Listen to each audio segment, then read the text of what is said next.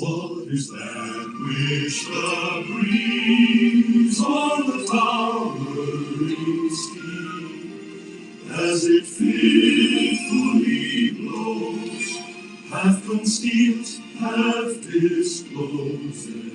Now it catches the gleam of the morning's first beam. In full glory reflected now shines on the stream. 'Tis the star-spangled banner, oh long may it wave, o'er the land of the free and the home of the brave. Oh,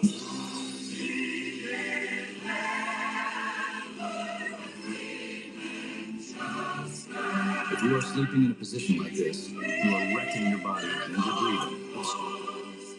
and while war's desolation blessed with victory and peace, may the hand rescued land praise the God that hath made and preserved us the nation.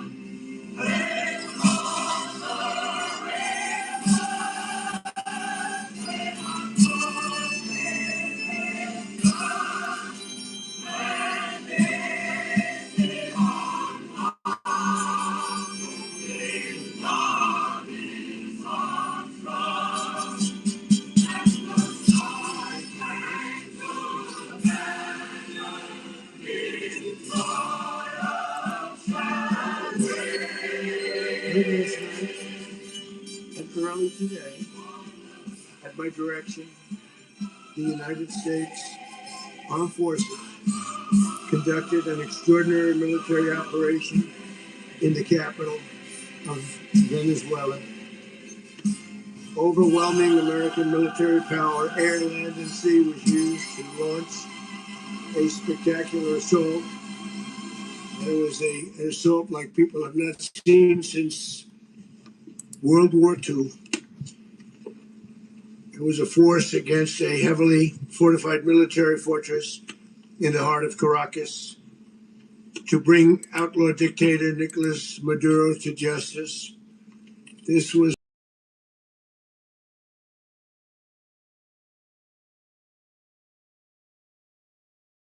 my competence in American history. And if you think about it, there's some other good ones like the attack on Soleimani, the attack on al-Baghdadi, and the obliteration and decimation of the Iran nuclear sites just recently in an operation known as Midnight Hammer,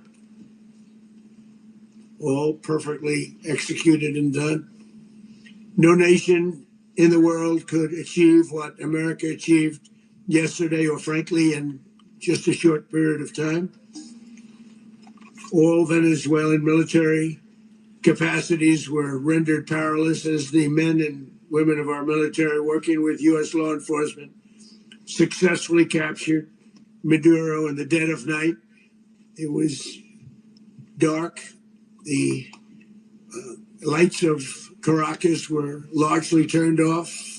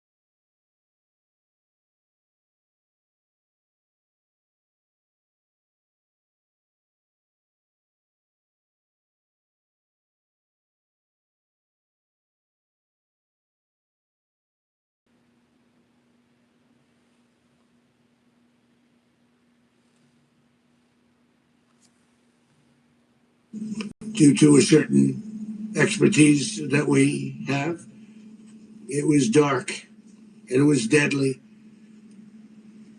But captured along with his wife, Celia Flores, both of whom now face American justice.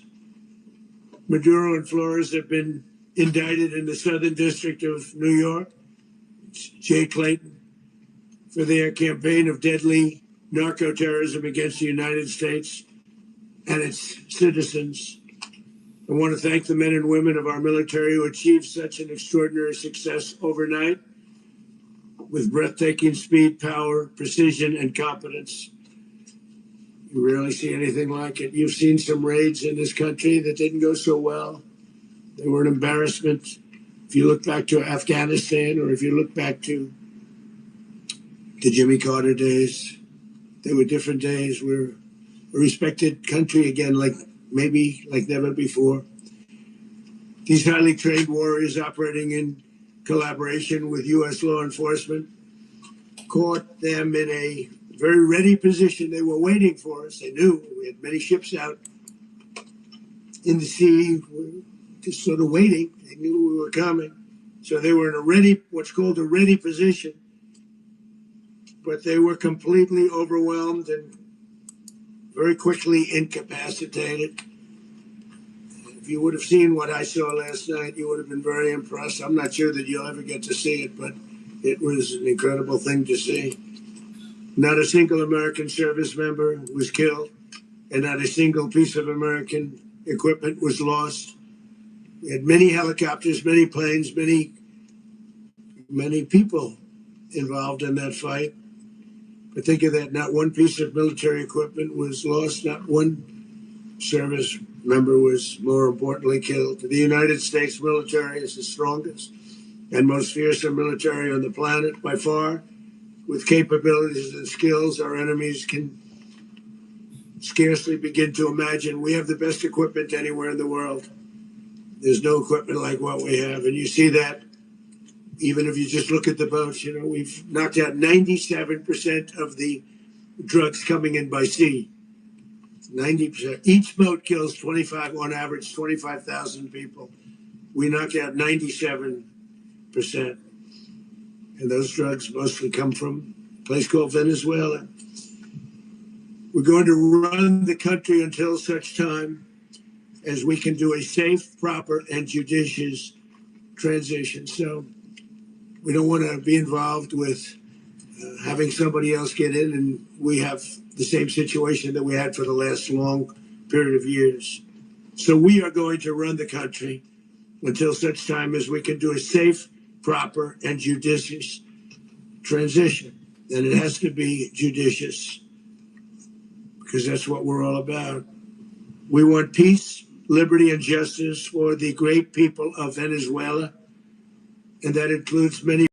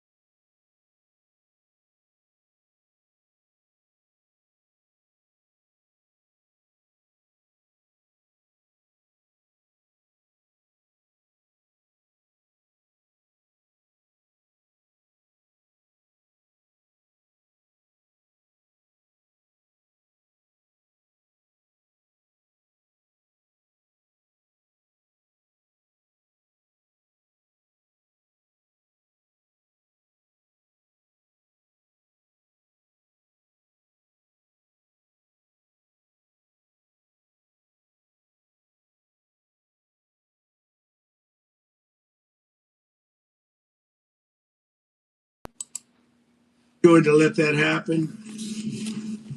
We're there now, and what people don't understand, but they understand as I say this, we're there now, but we're going to stay until such time as the proper transition can take place. So we're going to stay until such time as we're going to run it essentially until such time as a proper transition can take place. As everyone knows, the oil business in Venezuela has been a bust, a total bust for a long period of time. They were pumping almost nothing by comparison to what they could have been pumping and what could have taken place. We're going to have our very large United States oil companies, the biggest anywhere in the world, go in, spend billions of dollars, fix the badly broken infrastructure, the oil infrastructure, and start making money for the country. And we are ready to stage a second and much larger attack if we need to do so. So we were prepared to do a second wave if we needed to do so. We actually assumed that a second wave would be necessary, but now it's probably not. The first wave, if you'd like to call it that, the first attack was so successful, we probably don't have to do a second, but we're prepared to do a second wave, a much bigger wave, actually. This was pinpoint, but we have a much bigger wave that probably won't have to do.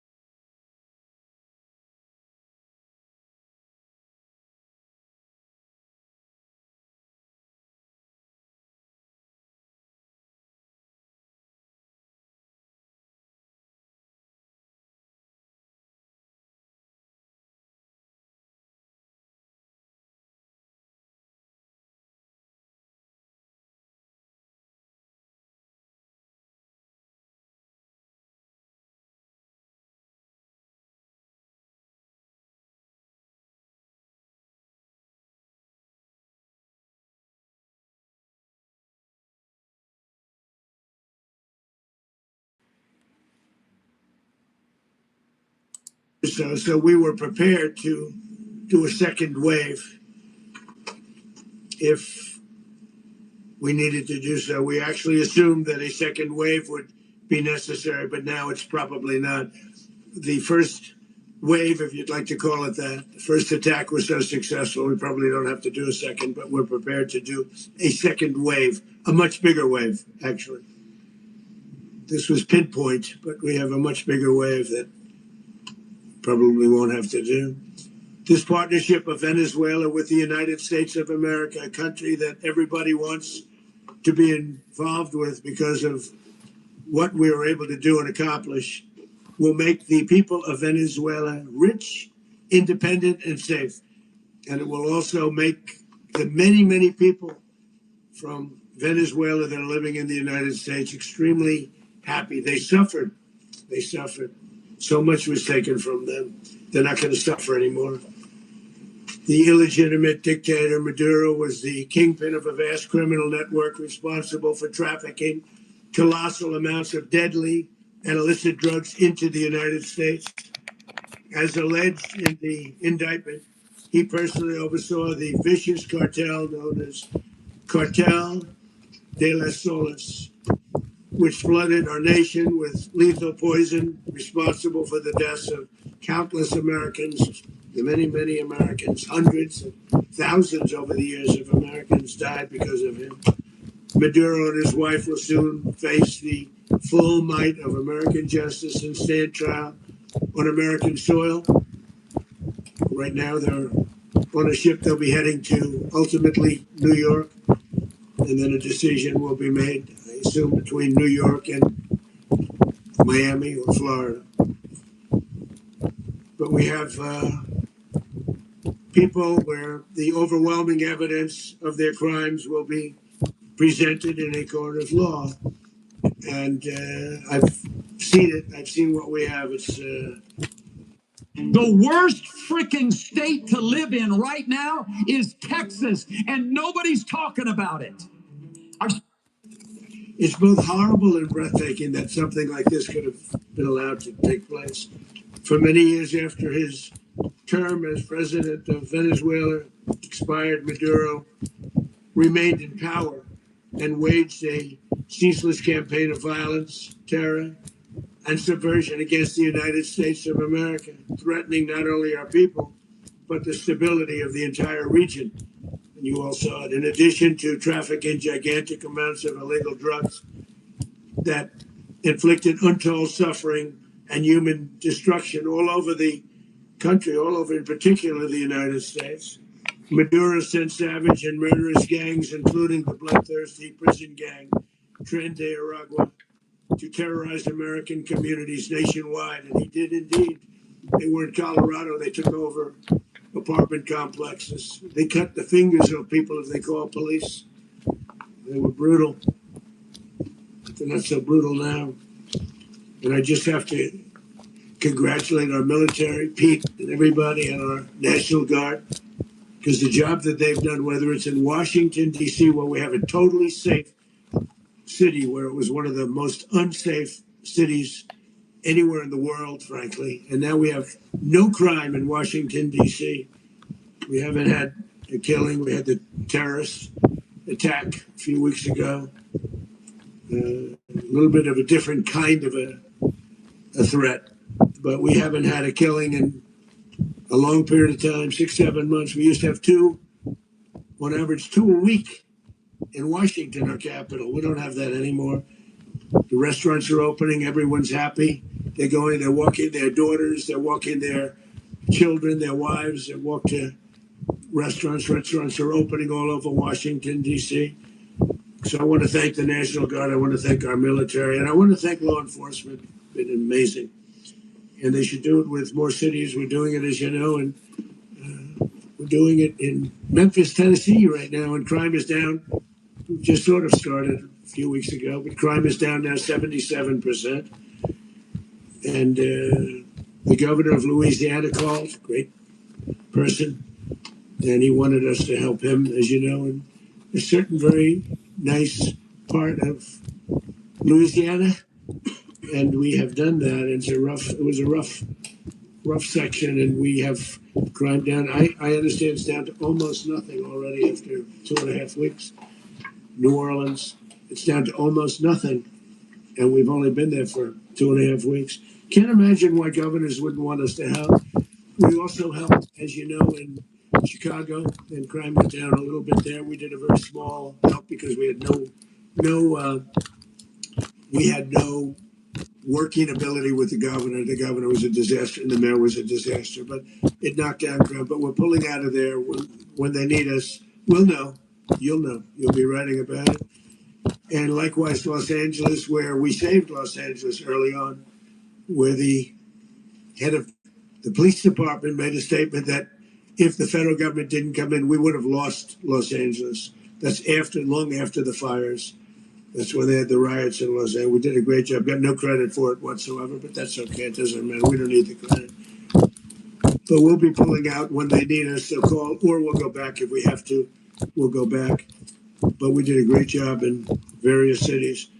But the place that we're very proud of is Washington, D.C., because it's our nation's capital. We took it from being a crime-ridden mess to being one of the safest cities in the country. But the gangs that they sent raped, tortured, and murdered American women and children. They were in all of the cities I mentioned, Trinidad, and they were sent by Maduro to terrorize our people. And now Maduro will never again be able to threaten an American citizen or anybody from Venezuela. There will no longer be threats. For years, I've highlighted the stories of those innocent Americans whose lives were so heartlessly robbed by this Venezuelan terrorist organization. Really one of the worst. One of the worst. They say the worst. Americans like 12-year-old Jocelyn Nungary from Houston. Beautiful Jocelyn Nungary. What happened to her? They, as you know, they kidnapped, assaulted, and murdered. There is President Donald J. Trump speaking. Animals. They murdered Jocelyn. On the capture of Venezuelan President Nicolas Maduro. This is the quickest way to go from AI beginner to AI fluent in 2026. Watch this. A bridge that will never be the same to so many people after seeing what happened. As I've said many times, the Maduro regime emptied out their prisons. You turn to ONN, and this is Global Matters Horizon on ONN. Welcome and subscribe as you join, and share this message. Give us a like, and we are presenting you the live speech by President Donald Trump. My name is Smart Mado Ajaja, and the CEO of ONN and the anchor of Global Matters Horizon. Institution isn't as tough as an insane asylum, but we got them both. They sent from their mental institutions, they sent from their jails, prisons. They were drug dealers. They were drug kingpins. They sent everybody bad into the United States. But no longer. And we have now a border where nobody gets through. In addition, Venezuela unilaterally seized and stole American oil, American assets, and American platforms, costing us billions and billions of dollars. They did this a while ago, but we never had a president that did anything about it. They took all of our property. It was our property. We built it. And we never had a president that decided to do anything about it. Instead, they fought wars that were 10,000 miles away. We built Venezuela oil industry with American talent, drive, and skill. And the socialist regime stole it from us during those previous administrations, and they stole it through force. This constituted one of the largest thefts of American property in the history of our country. Considered the largest theft of property in the history of our country. Massive oil infrastructure was taken like we were babies, and we didn't do anything about it.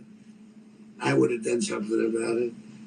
America will never allow foreign powers to rob our people or drive us back into and out of our own hemisphere. That's what they did. Furthermore, under the now deposed dictator Maduro, Venezuela was increasingly hosting foreign adversaries in our region and acquiring menacing offensive weapons that could threaten U.S.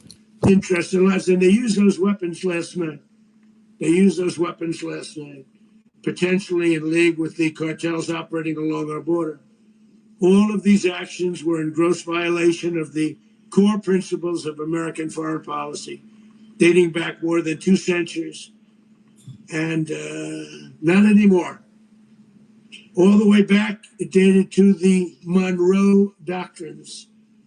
And the Monroe Doctrine is a big deal, but we've superseded it by a lot, by a real lot. They now call it the Monroe Doctrine, I don't know. It's Monroe Doctrine. We sort of forgot about it. It was very important, but we forgot about it. We don't forget about it anymore. Under our new national security strategy, American dominance in the Western Hemisphere will never be questioned again. Won't happen. So just in concluding, for decades, other administrations have neglected or even contributed to these growing security threats in the Western Hemisphere. Under the Trump administration, we are reasserting American power in a very powerful way in our home region. And our home region is very different than it was just a short while ago. The future will be, and we did this in my first term. We had great dominance in my first term, and we have far greater dominance right now. Everyone's coming back to us. The future will be determined by the ability to protect commerce and territory and resources that are core to national security.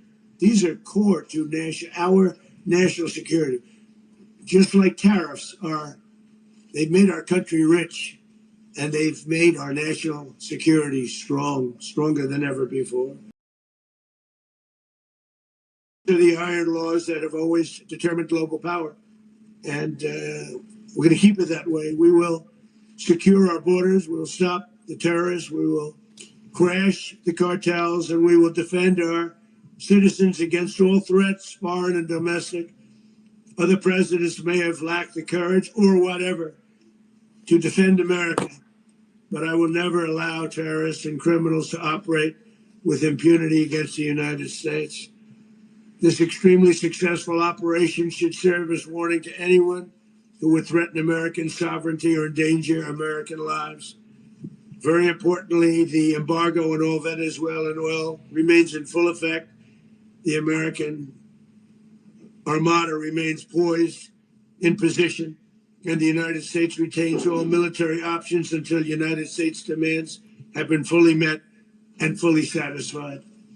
All political and military figures in Venezuela should understand what happened to Maduro can happen to them, and it will happen to them if they aren't just fair, even to their people. The dictator and terrorist, Maduro, is finally gone in Venezuela. People are free. They're free again. For a long time for them, but they're free. America is a safer nation.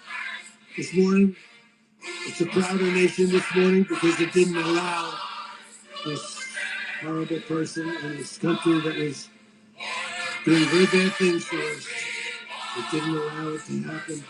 And the Western Hemisphere is right now a much safer place to be. So I want to thank everybody for being here. I want to thank General Raisin Kane. He's fantastic. Man, I've worked with a lot of generals. I worked with some I didn't like. I worked with some I didn't respect. I worked with some that just weren't good. But this guy is fantastic. I watched last night one of the most precise attacks on sovereignty. I mean, it was an attack for justice. And I'm very proud of him, and I'm very proud of our Secretary of Defense, who I'm going to ask to say a few words. Thank you very much. Mr. President, can you explain how the U.S. will run Venezuela? Well, thank you, Mr. President. Finally, a commander-in-chief the world respects and the American people deserve. And as the president said, words can barely capture the bravery and the power and the precision of this historic operation. A massive joint military and law enforcement raid flawlessly executed by the greatest Americans our country has to offer. American warriors are second to none, the best in the world and the best of our country. What all of us witnessed last night was sheer guts and grit, gallantry, and glory of the American warrior. I'm simply humbled by such men. I tip my hat to our chairman, Dan, those Americans who stood watch last night. Our warriors are the elite of America, and again, President Trump has no other country on planet Earth, and it's not even close, could pull this kind of operation off. And no other president has ever shown this kind of leadership, courage, and resolve. The most powerful combination the world has ever seen. As the president said, our adversaries remain on notice. America reject our will anywhere.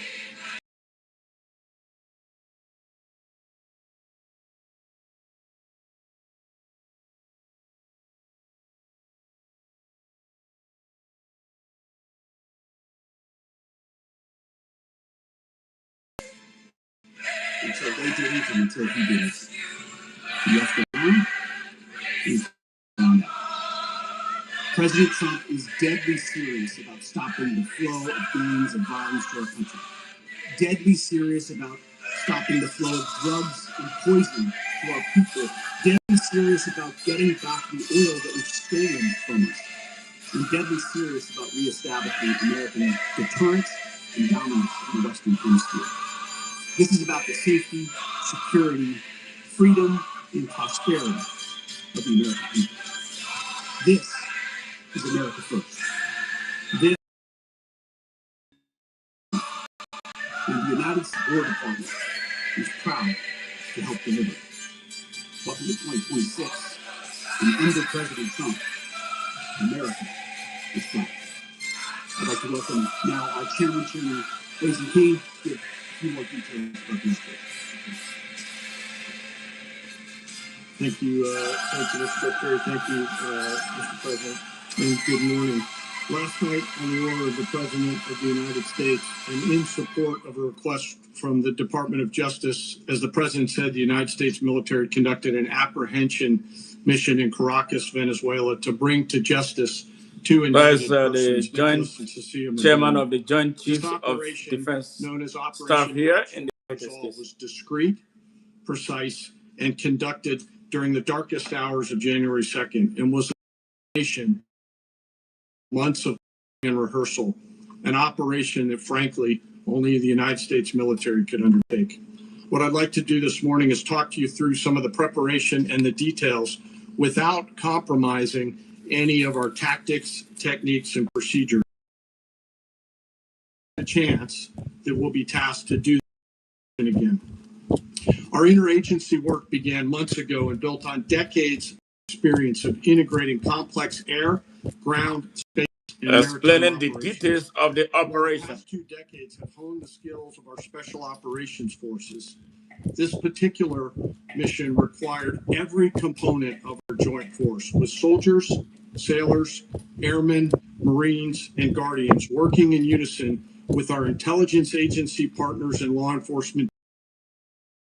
An unprecedented operation. We leveraged our unmatched intelligence capabilities and our years of experience in hunting terrorists. And we could not have done this mission without the incredible work by various intelligence agencies, including the CIA, NSA, and NGA. We watched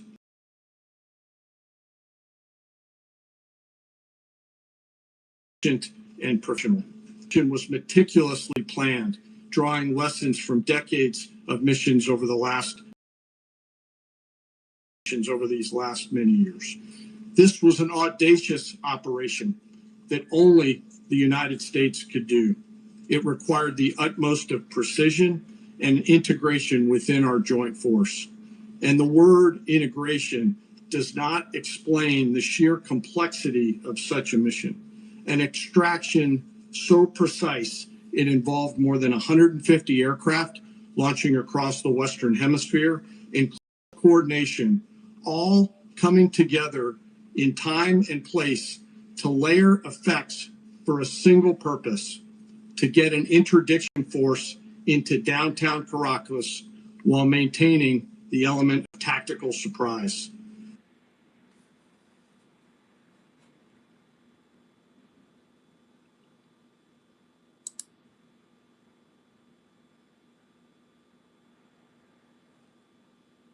Failure of one component of this well-oiled machine would have endangered the entire mission, and failure is never an option for America's joint force. Those in the air over Caracas last night were willing to give their lives for those on the ground and in the helicopters. Let me talk a little bit about the preparation. After months of work by our intelligence teammates to find Maduro and understand how he moved, where he lived, where he traveled, what he ate, what he wore, what were his pets. In early December, our force was set pending a series of aligned events. Key was choosing the right day to minimize the potential for civilian harm and maximize the element of surprise and minimize the harm to the indicted personnel, so as the president said, they could be brought to justice. And as the president said earlier today, weather in Venezuela is always a factor this time of the year. And over the weeks through Christmas and New Year's, the men and women of the United States military sat ready, patiently waiting for the right triggers to be met and the president to order us into action.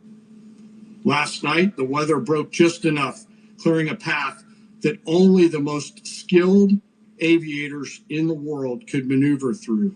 Ocean, mountain, low cloud ceilings. But when tasked with a mission, this organization does not quit. At 10:46 p.m. Eastern Time last night, the president ordered the United States military to move forward with this mission. He said to us, and we appreciate it, Mr. President, good luck and Godspeed. And those words were transmitted to the entire joint force.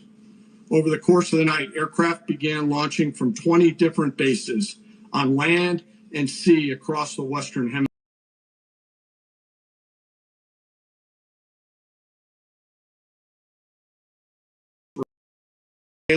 Wing were in the air,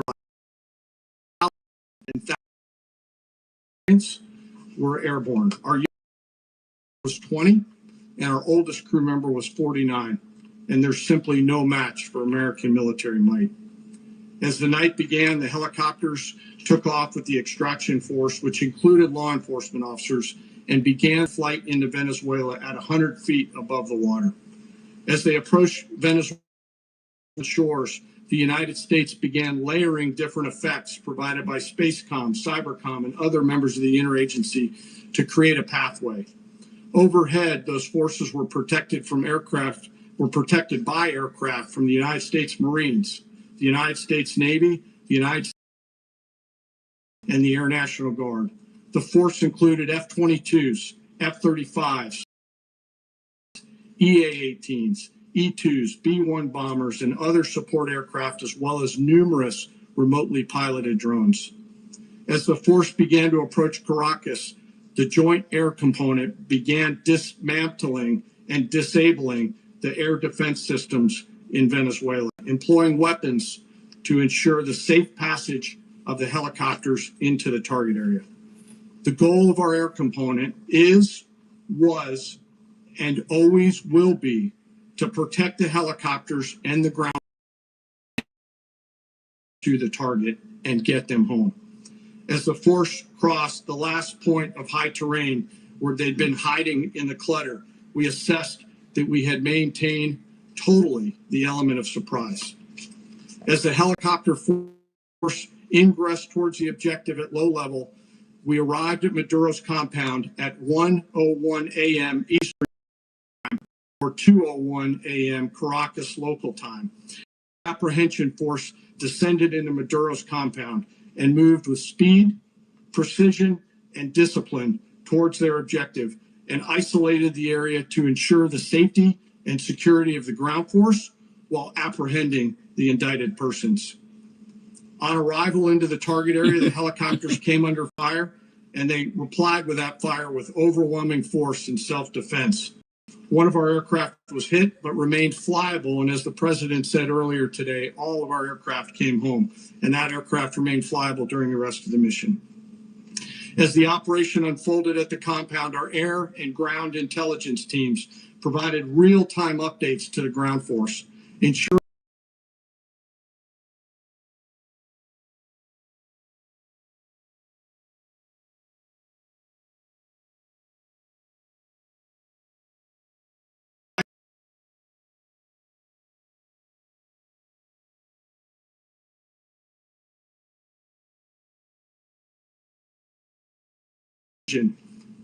with no loss of U.S. life.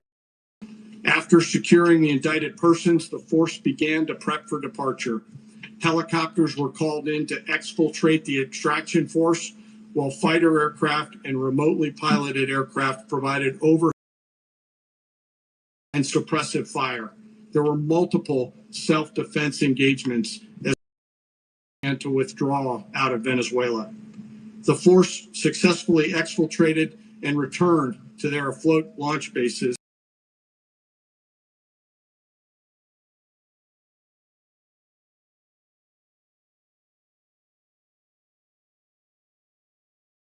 in Bola, Uajima. What we've witnessed today is a powerful demonstration of America's joint force. We think, we develop, we train, we rehearse, we debrief, we rehearse again and again, not to get it right, but to ensure we cannot get it wrong. Our jobs are to integrate combat power so when the order comes, we can deliver overwhelming force at the time and the place of our choosing against any foe, any. I am immensely proud today of our joint force and filled with gratitude to represent them here today. There is simply no mission too difficult for these incredible and the families that stand by them and support them. As we stand here this morning, our forces remain in the region at a high state of readiness, prepared to project power, defend themselves, and our interests in the region. This operation is a testament to the dedication and commitment to justice and our resolve to hold accountable those who threaten peace and stability. I want to express my heartfelt gratitude to the brave men and women who executed this mission. Their courage and tireless commitment to our nation are. Thank you, Mr. Secretary, and thank you, Mr. President. Thank you.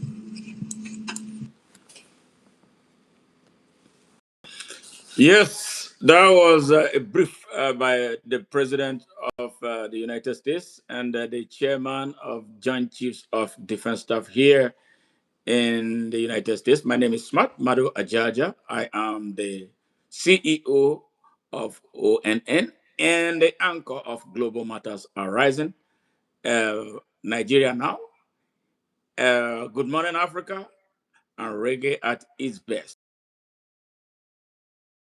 Welcome to our show tonight. What are we talking about? The capture of President Nicolas Maduro of Venezuela. Count of narco terrorism. Yeah, the United States for a very long time have been following this man. He had some indictment in the state of New York, drug related. Our opinion here is strictly not to discredit anybody, but to state the facts the way they are. Anything that violates the sovereignty of a state is something, a question in the air. But when it becomes compelling, some people with a strategic national security interest can act. And I believe that was what the President of the United States and the country US just did in Venezuela. And I'm hoping and wishing that they can extend that type of operation to Nigeria, where I come from. Yeah, and with a president here in Nigeria who was indicted, prosecuted for commercial drug sales here that involved the mass murder of Americans, yes, and destruction of thousands of families here.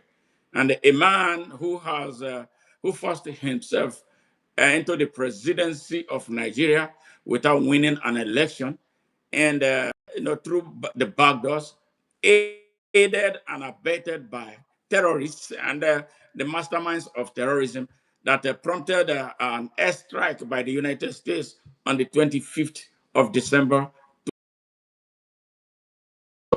Let me say a huge thank you to the United States, especially President Donald Trump, for that preemptive action he took in Nigeria. And the whole of Nigerian, I can tell you, 99% of Nigerians are appreciative of the job of the United States in Nigeria, especially what happened on the 25th of December 2025.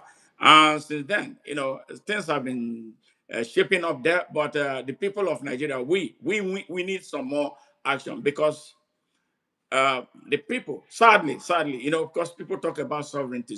I am a Pan-Africanist. I don't want nobody to come and invade my country, assuming everything was being done right. Yes, I don't want nobody, no foreign influence in my country.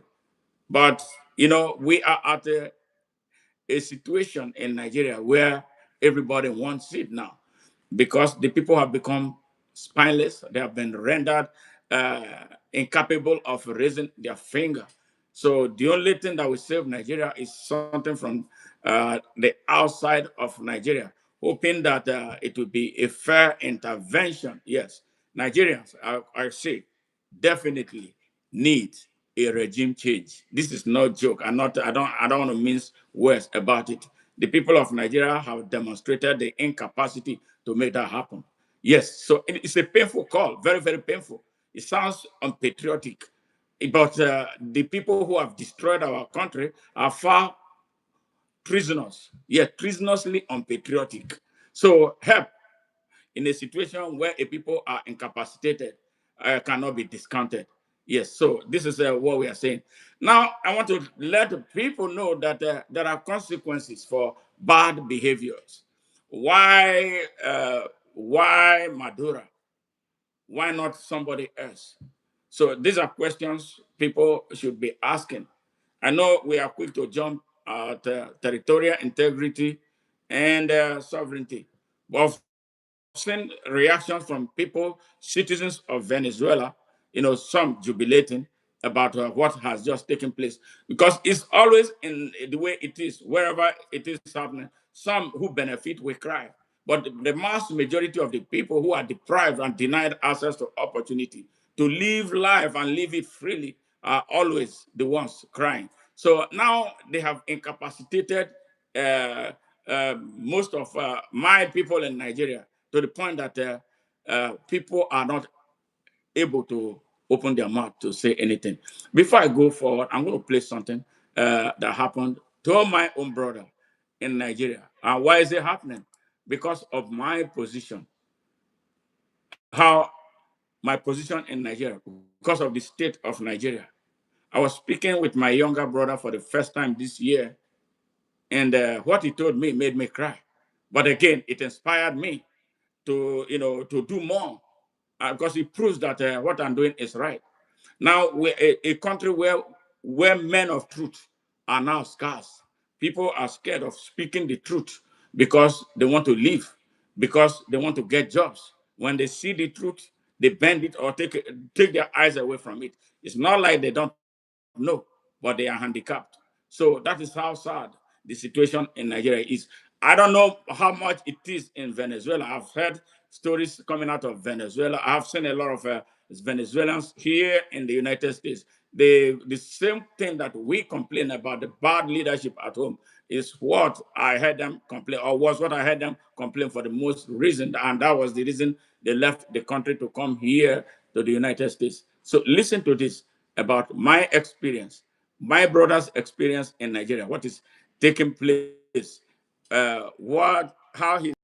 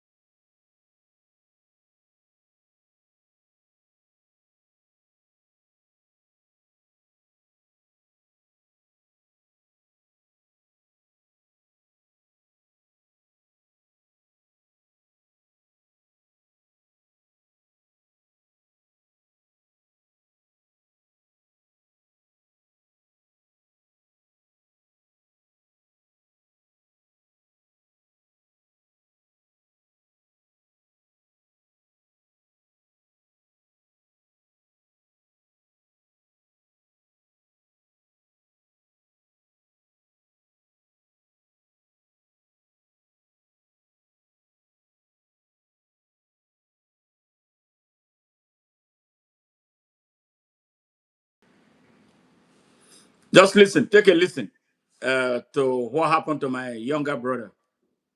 Hey, Festus, how are you? Thank you very much for joining us. Oh, man. What's going on here? What is going on? What's going on? No, okay, I got it here. Just bear with me. Let me get this. I don't know the network on this is acting up, but we're going to get this story. Yes, I spoke with my younger brother for the first time this year, and what he told me broke my heart. But I am not going to be like other Nigerians who are caged and they are loving it. Nobody can cage me. Nobody can shut me down. Nobody can gag me. Here, what is taking place in Nigeria because of me.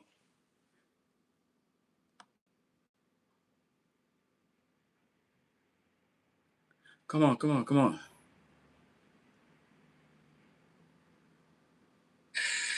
Yes, this is Smart Maduro Georgia, the corner of Open Nigeria and Africa Unite, and the anchor of Nigeria Now. Global Matters are rising with Morning Africa and Reggae at its best on ONN.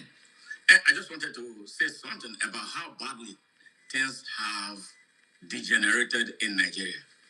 You want to hear something?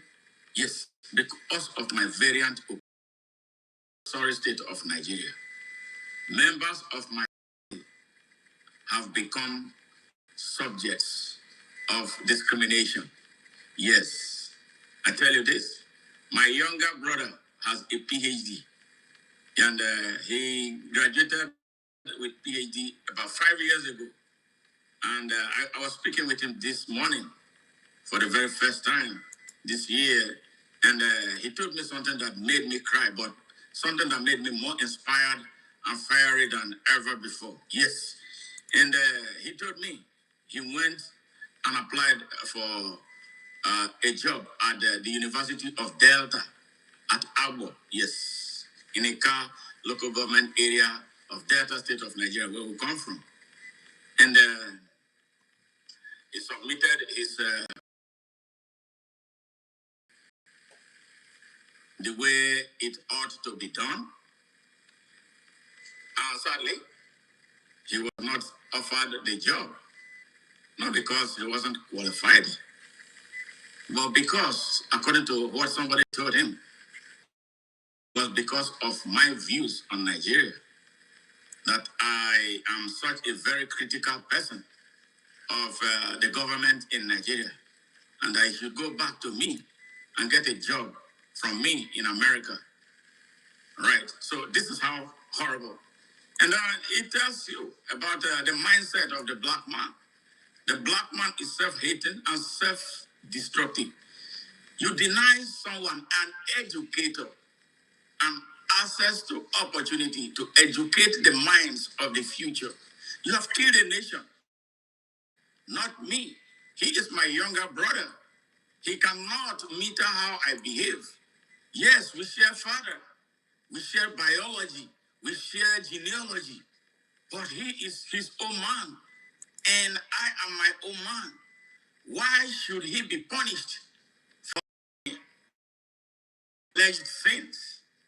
He should be dealt with on account of who he is, and not because of his relationship with me.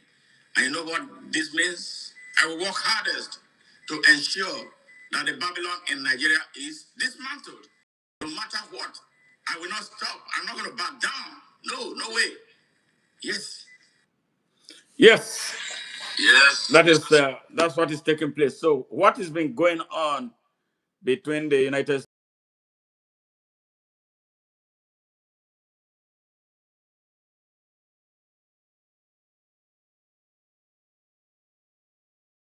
man, but this one that has a drug allegations or involvement with a drug thing, like President Rogue President Bola Ahmed Tinubu has.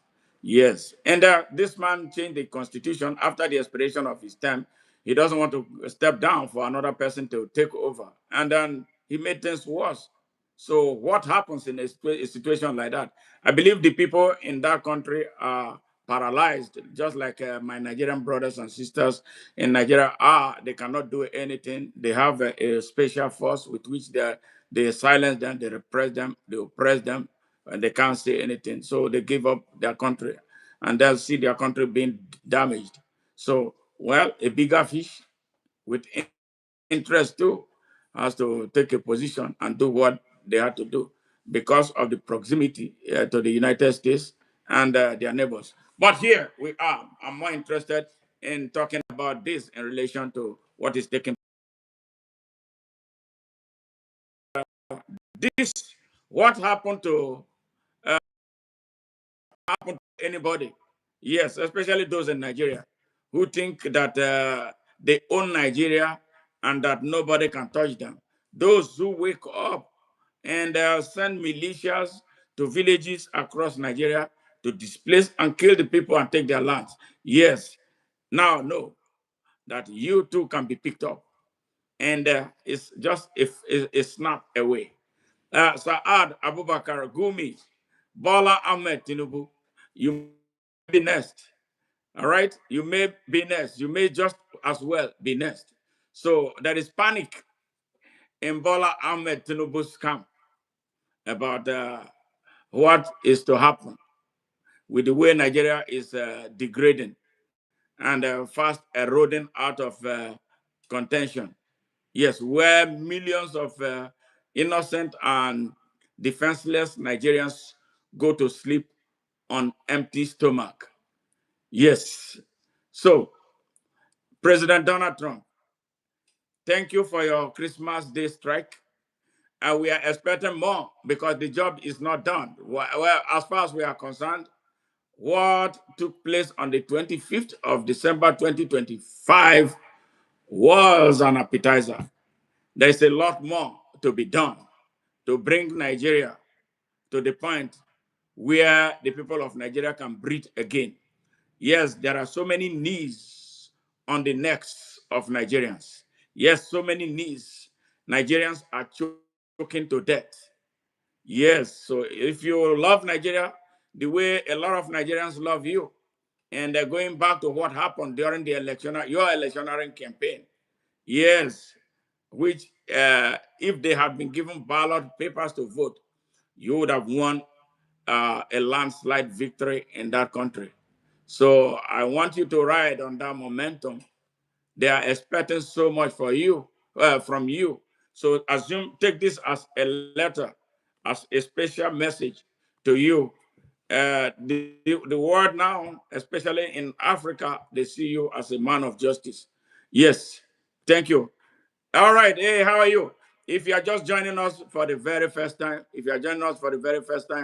please, subscribe to ONN and give us a like. You heard all that President Donald Trump had to say. We're having a network issue on our other connecting devices. I would have brought you some more details about how the operation was carried out, in addition to what the chief of Joint Chiefs of Defense Staff stated there. There were other graphic pictures, and accounts of on what happened during that raid. Yes, and they say, President Donald Trump, how he can say is how proud he is about America and the capacity and the capability of America. Yes, for you to go, that was a very, very successful mission. Very, very successful mission. Well planned, well rehearsed, and well executed.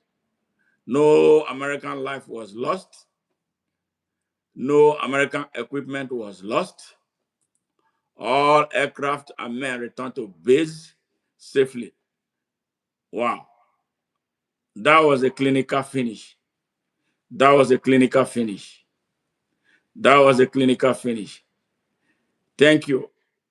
We are so happy that no life was lost. Very, very important. So the man who committed a crime, any person who sells drugs has no right to live. Any person who poisons other people with drugs has no right to life. He has no right to fair hearing, to be very candid. He has no right to justice. Yes, any person, yes, who is convicted of drug sale, illegal drug sale, to give people what we kill them, yes, should face justice. I don't care who the person is. I don't care where you come from. You got to have to face justice, and that is what it is. And justice must. We need justice in Nigeria. The Nigerian system cannot give the type of justice that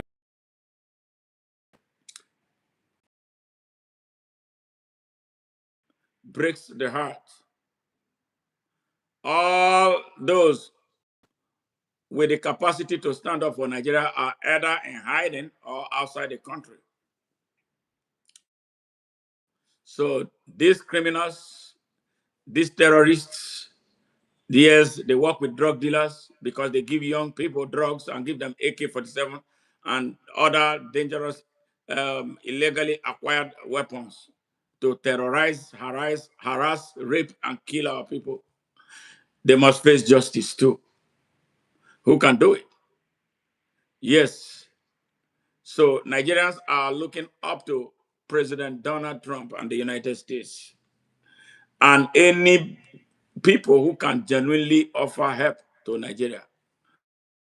Because if Nigeria falls apart, it's going to be catastrophic, not only for Africa, but for the entire world, because of the strategic position of Nigeria and its abundant mineral and natural resources. So we don't want that to happen to us, and that is why we are crying out. This is a cry for help. We need help in Nigeria. The country cannot do it alone. The country is in the hands of criminals, those who have sold drugs, those who sponsor terrorism, those who have killed people en masse, very, very corrupt, those who fleece the country, take every of its resources away and invest them elsewhere, while the majority live below poverty line. Yes, the people of Nigeria deserve justice, and justice now. No, to put it in a more concise form, Nigeria needs a regime change. Nigerians need a regime change urgently. Urgently, we need a regime change similar to what is going to happen in Venezuela, so that the genuine people of Nigeria, yes, I'm talking about the genuine people.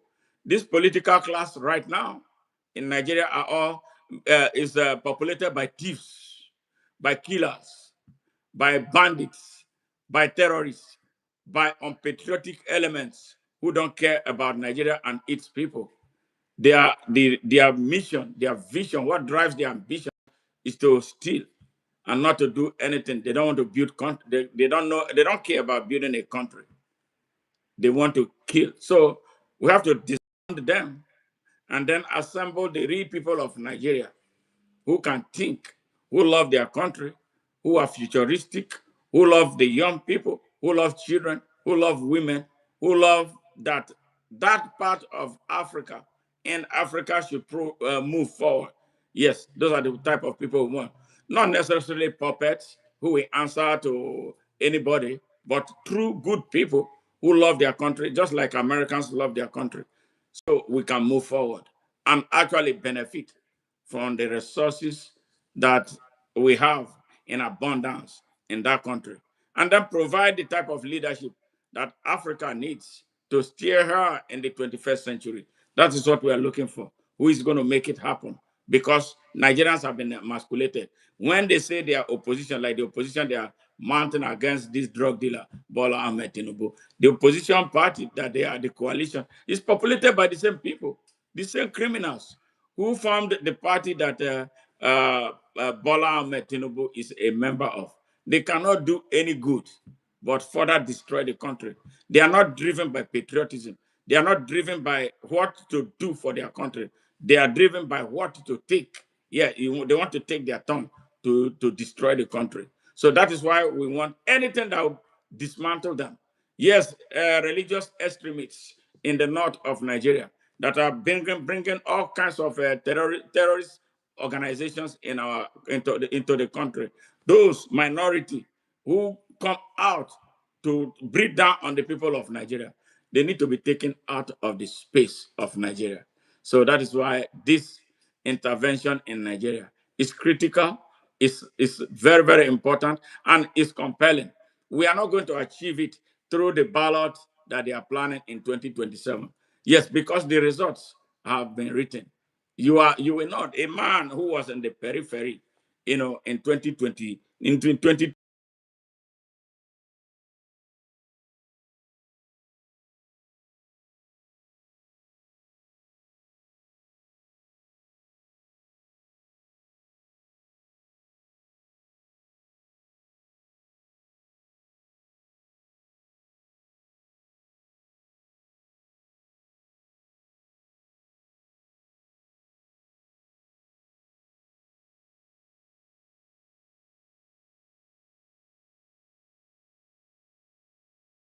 now he has a man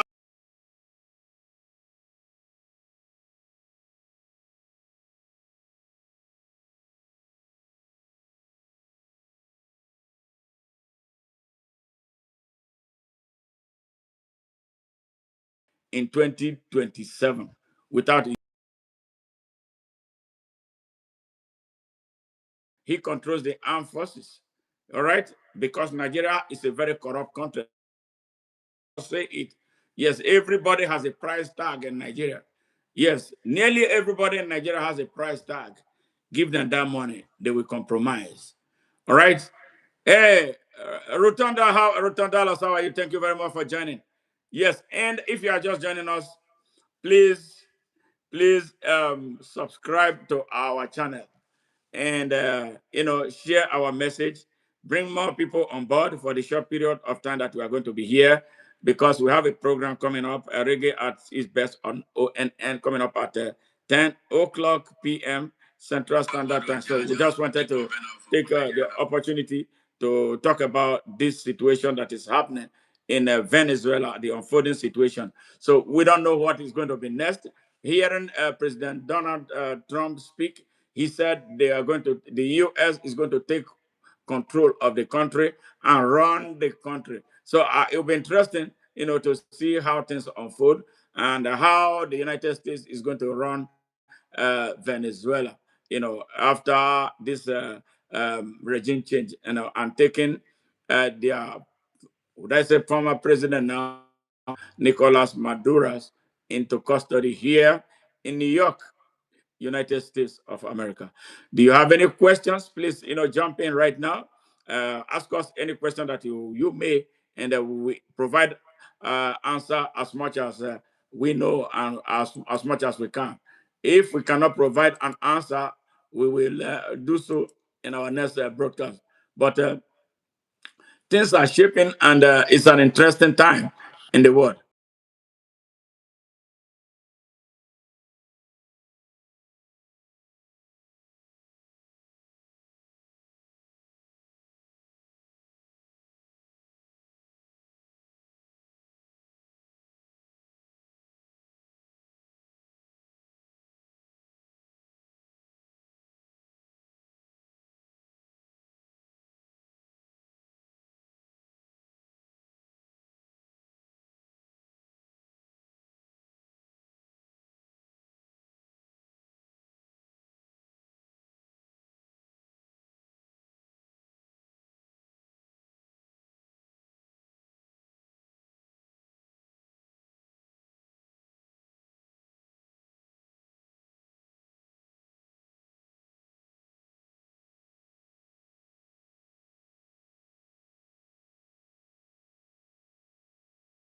These are some very, very interesting times.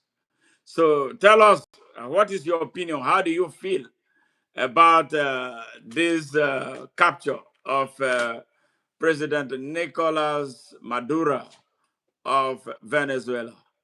Yes, President Donald Trump in his speech said they wanted peace and stability in the Western Hemisphere, and they want to, maintain America's dominance, in the region. So tell us what you feel, and we're here. share your opinion and let us hear from you. Yes, and as it affects Nigeria, rogue President Bola Ahmed Tinubu has a drug issue here that needs to be addressed. So, all right, yes, on Venezuela. So, what do you think? Yes, Ruth and Dala. Yes. What do you think about the situation in Venezuela? If you are hearing for the very first time, the president of Venezuela was captured today by U.S. forces and taken to New York in the United States, where he has some pending cases of drug charges that he and his wife are supposed to be answering to anytime from now. You remember what happened to Manuel Noriega, how the U.S. went and plucked him too. So, only one country is capable of doing that. So they bring justice. Okay, so let us know what your opinion is as we go along. And for me, I am relating this situation to what is taking place in Nigeria. Dictatorship and the abuse of power, the repression of the people, the denial of the people to access to opportunity has reached a very dangerous crescendo in Nigeria that requires action by the people of Nigeria. So we want to hear from you and let us talk about this. Is this possible in Nigeria?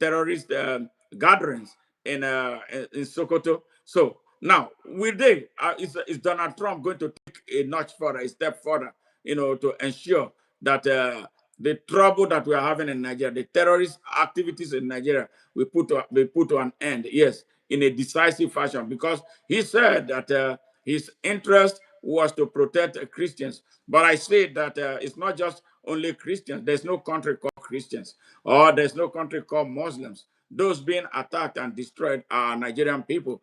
And these criminals, though they are Muslims, they are killing both Christians and Muslims, and the enemies that actually constitutes the majority of the Nigerian people. So it is take a step further.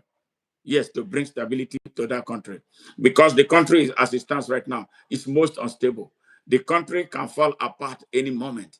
The country is sitting on on a keg of gunpowder.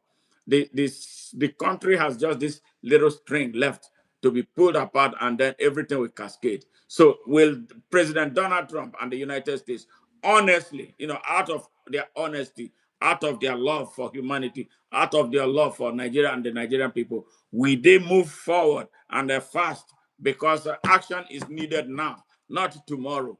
Yeah, the 2027 they are talking about organizing. Yes, because nothing but hell will happen. More Nigerians will die before 2027 because the speed with which these terrorists are killing, yes, is unrivaled. So we need an action. So President Donald Trump, thank you very much for the first step you took in Nigeria. We want something more. It is so hard, so painful for a pan-Africanist and a die-hard Nigerian patriot to be making this frantic call. No, when you see people like me making this call, you know that things are at their worst. The country is gone. The country, Nigeria, is far gone and in need of an urgent intervention. Can I say it? We need a regime change in Nigeria. Not many Nigerians can say it because they are scared. Yes, we need a regime change similar to what happened in Venezuela. Yes, and the man holding Nigeria hostage, it was a drug dealer here. And President Donald Trump, you have access to his criminal record. The FBI has it. We fought for it under Joe Biden. Joe Biden refused to allow us to have access to it. Now, knowing what you know about and knowing what you can do, that you are one man who does not give a damn about who the hell a terrorist is. Now, we want you to use your office to work on behalf of the people of Nigeria. This is what I'm speaking the voice of millions of Nigerians. I'm talking about, I'm speaking the message and delivering the message of an overwhelming majority in Nigeria.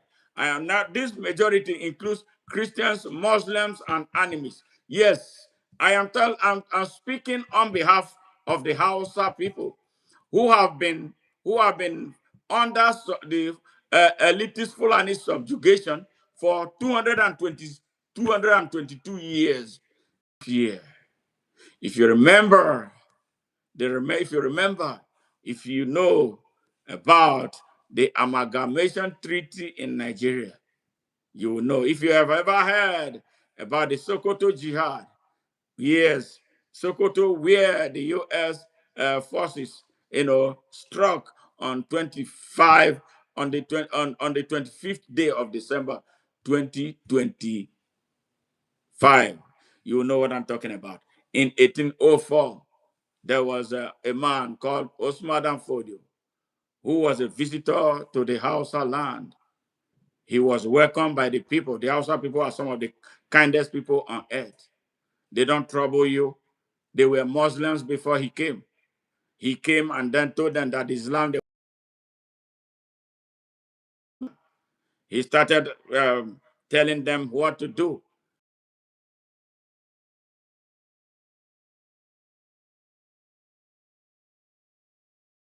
They refused to accept Islam.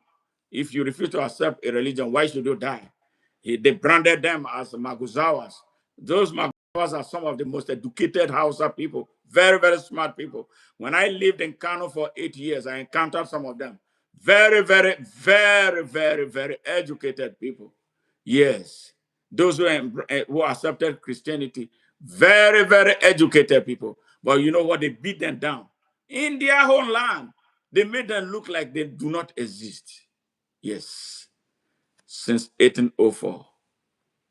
Osman Fodio and his descendants and his followers descended on the Hausa people, seized all their kingdoms, killed all their kings, installed Fulani kings over them. As we speak, the Hausa people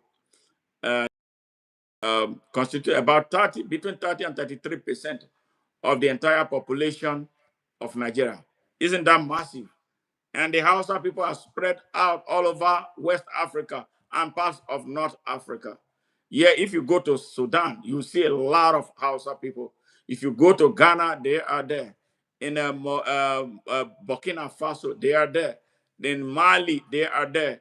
In Niger, they are there. In Ivory Coast, they are there. Yes, the Hausa people. In Republic of Benin, they are there. So that is how large.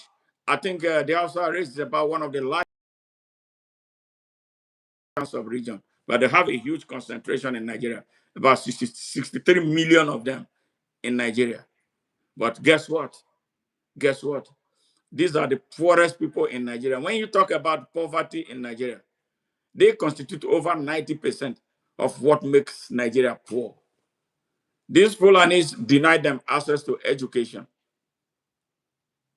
They deny them access to everything. And guess what the population of the Fulanis in Nigeria is? Less than 10 million. They control the Hausa people and then use the Hausa population to win election. They call themselves Northerners. Whenever you hear Northerners or you hear Northern leaders, you are talking about the Fulani leaders.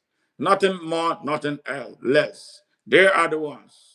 But they use the North as a smokescreen to rob Nigeria, but give absolutely nothing but poverty, hunger, yes, ignorance, illiteracy, disease, and death to the people of the North.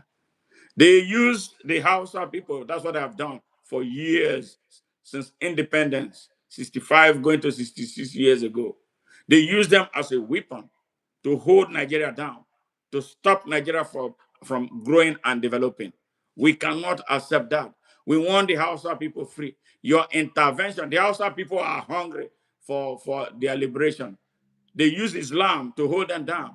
Yes, they use Islam to beat them down. Yes, they tell them everything that they are poor because Allah wanted them to be poor. But they prosper with their own children. So they are children of Allah. But the rest of them and all of us are children of poverty. They blame Israel for what Benjamin Netanyahu is doing in Gaza. But they do worse than what Netanyahu is doing in Gaza in Nigeria. So they are hypocrites. We don't want them anymore. So that is why an action from you is more important. Yes, when you hear the terrorists, the extremists in Nigeria, they are coming from the Fulani race. The Hausa people are moderate. The rest of the Muslims in Nigeria, they are very moderate. But I don't know where their Islam comes from. They are very, very extremist, very, very intolerant, very hateful, and very divisive. So we need an end. We want a country that is balanced. We want a country that is fair. We want a country where nobody will feel threatened wherever he lives in Nigeria. This is where intervention by the United States for the love of the people of Nigeria is needed. The United States and Nigeria has been strategic partners for years. We should deepen that partnership in a manner that is mutually beneficial to both countries. We don't want the headmaster and the pupil relationship. We want a relationship that benefits the United States, benefits Nigerians. Why do we want that type of relation? We want to keep young Nigerians in Nigeria so that they don't have any reason to want to migrate to the United States or go across the Sahara to go to Europe. Yes, where they are kept in concentration camp. I'm telling you, an army of young people of Nigeria are scattered in Europe, doing absolutely nothing. They are forced, they live below poverty lines. So when you hear young people, young Nigerians committing crimes, they are living because they live on the edge all the time.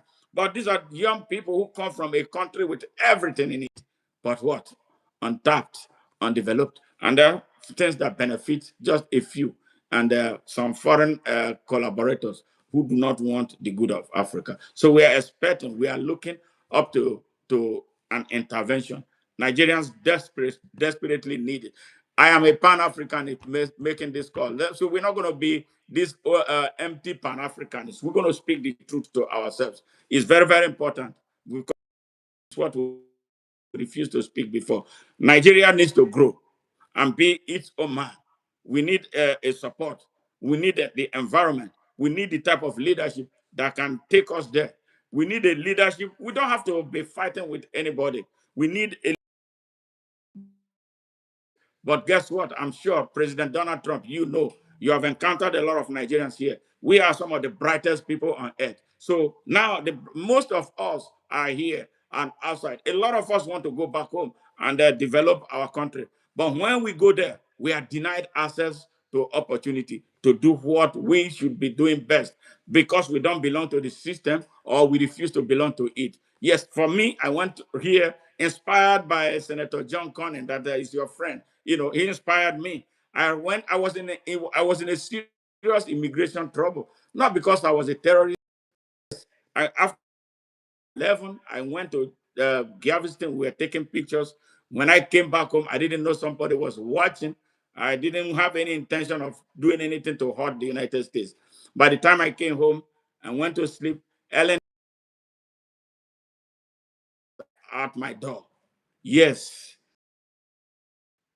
And they asked me all kinds of questions. Yes. About how I came to the United States, where I was first, where was I living, and stuff like that.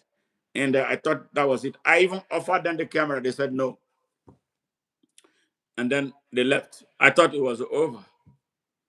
And then the following day, I met yet another group. They came this time very, very, very, very, very armed like this. So I asked, what's the problem? They said the same thing. We went through the same process that I went through the previous day. And they left. And I thought it was over.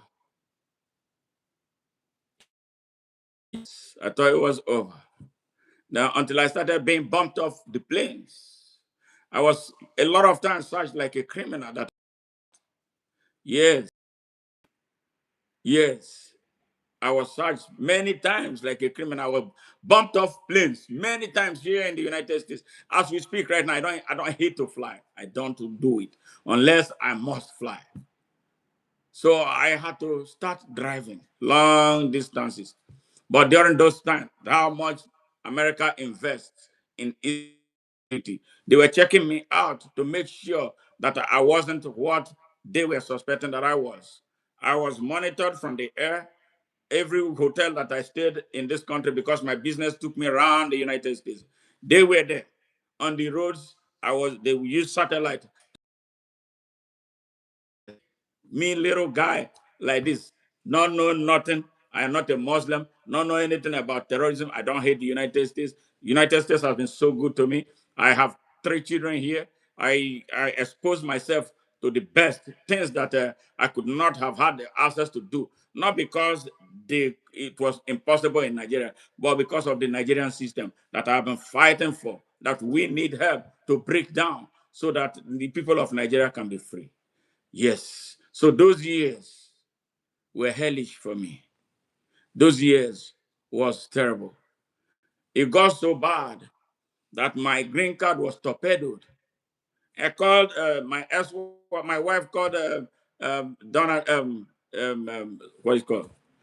Um, the senator representing us, John Cornyn. Senator John Cornyn made an appointment. He flew back from Washington to Houston to meet me, small little boy like me. Yes. No Nigerian senator will do it. No councillor in Nigeria will have time for that. Senator John Cornyn came. He met me in Houston in his office. He told me, when you come and bring all your immigration papers. I brought everything. He made copies and took some away. He told me, Smart, I've checked you out. When he returned, he called me. You're a good guy. But you know what's going on in our country? Our country, because of what happened on the 9/11, the country was shaking. So we want to be sure who you are. I can tell you one, the FBI is involved in your case, and your file is on the table of the President of the United States. My file was on the table of President George Bush. Yes, George Bush knew me. It said to me, because FBI is involved, I cannot expedite action on it, and I cannot influence its outcome. This investigation has to run its full course. But I tell you this, I have looked at your case, run a background check on you. You're a good guy. So the only thing you cannot do, you cannot travel outside the United States.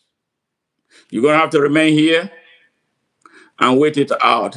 It could be 5 months, it could be 1 year, it could be 5 years, it could be 30 years, it could be forever. That show of love, that show of love inspired me. Yes. I was so happy that is a serving senator, the highest ranking senator in the United States Congress, spoke to me. I was so relieved. Even though like I was like a rabbit in a cage, I was still able. He said, you can go about your business. Yes. Go about your business. But you can't leave the United States. So I stayed it out. That was how I stayed it out until December 31st. December 31st, 2008. The last day of the year. The last day of the year. That was when I was called from the Department of Homeland Security. And the phone number the person called, I don't even answer that number. That's my home phone because the cellular phone was already popular, but suddenly it was on my side of the bed. And that phone rang 6 a.m. I answered it. So he said, Smart, can you proceed? We've concluded investigation on your matter. We are sorry it took so long. We wanted to make sure who you are, but we have determined that you are not a terrorist or not working for any terrorist organization. So you can proceed today to come and take your green card. And I told her, no, ma'am, I am not coming to the Department of Homeland Security today. Today is the last day of the year. So I'm not going to leave my house. So he said, I am on a mandate to hand over your green card to you. So I told her, no, you can stay until after the first of the year. So I hung up the phone. Then the second time she called again. He said, okay, he said, look, I have to give you your green card today. And I told her, I'm really sorry. I'm not going to come over there. Usually at the end of the year like this, I don't like leaving my house. I want to be at home with my family. He said, okay, can you write a message, a letter?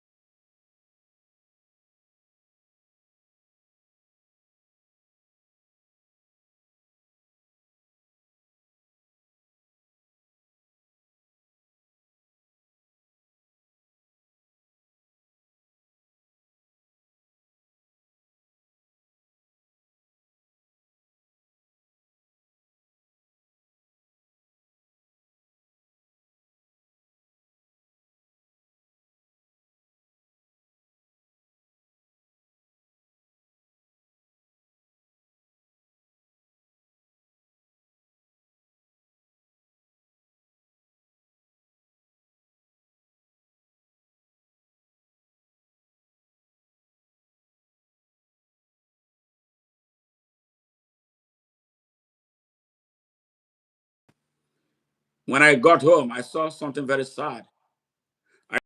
What is happening right now at its earliest stage in Nigeria. I saw so many strange faces that did not look Nigerian. No audio? How come no audio? Can you hear me now?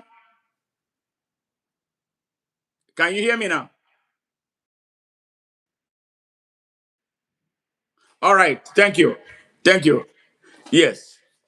So I saw something. Yes. Thank you very much. Thank you. Thank you. Thank you. Yes. I appreciate. I appreciate. I saw something that I was scared. I was scared. I was like, okay, is it because I've not been to Nigeria for a very long time? But I felt in my spirit that something wasn't right about Nigeria. I'm talking about 2009. So what is taking place in Nigeria now did not start today. The build up to it has been going on for as long as maybe perhaps 2006, 2007, with the destabilization of Libya. Yes. Strange faces all over my hometown. And I went to Asaba. I saw the same thing.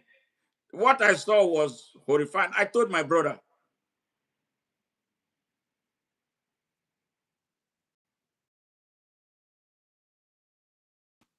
"Oh, okay." He said, start from, you can't leave your house. You should write a letter. Please start from, you can't leave your house. You should write a letter, start from there. Let me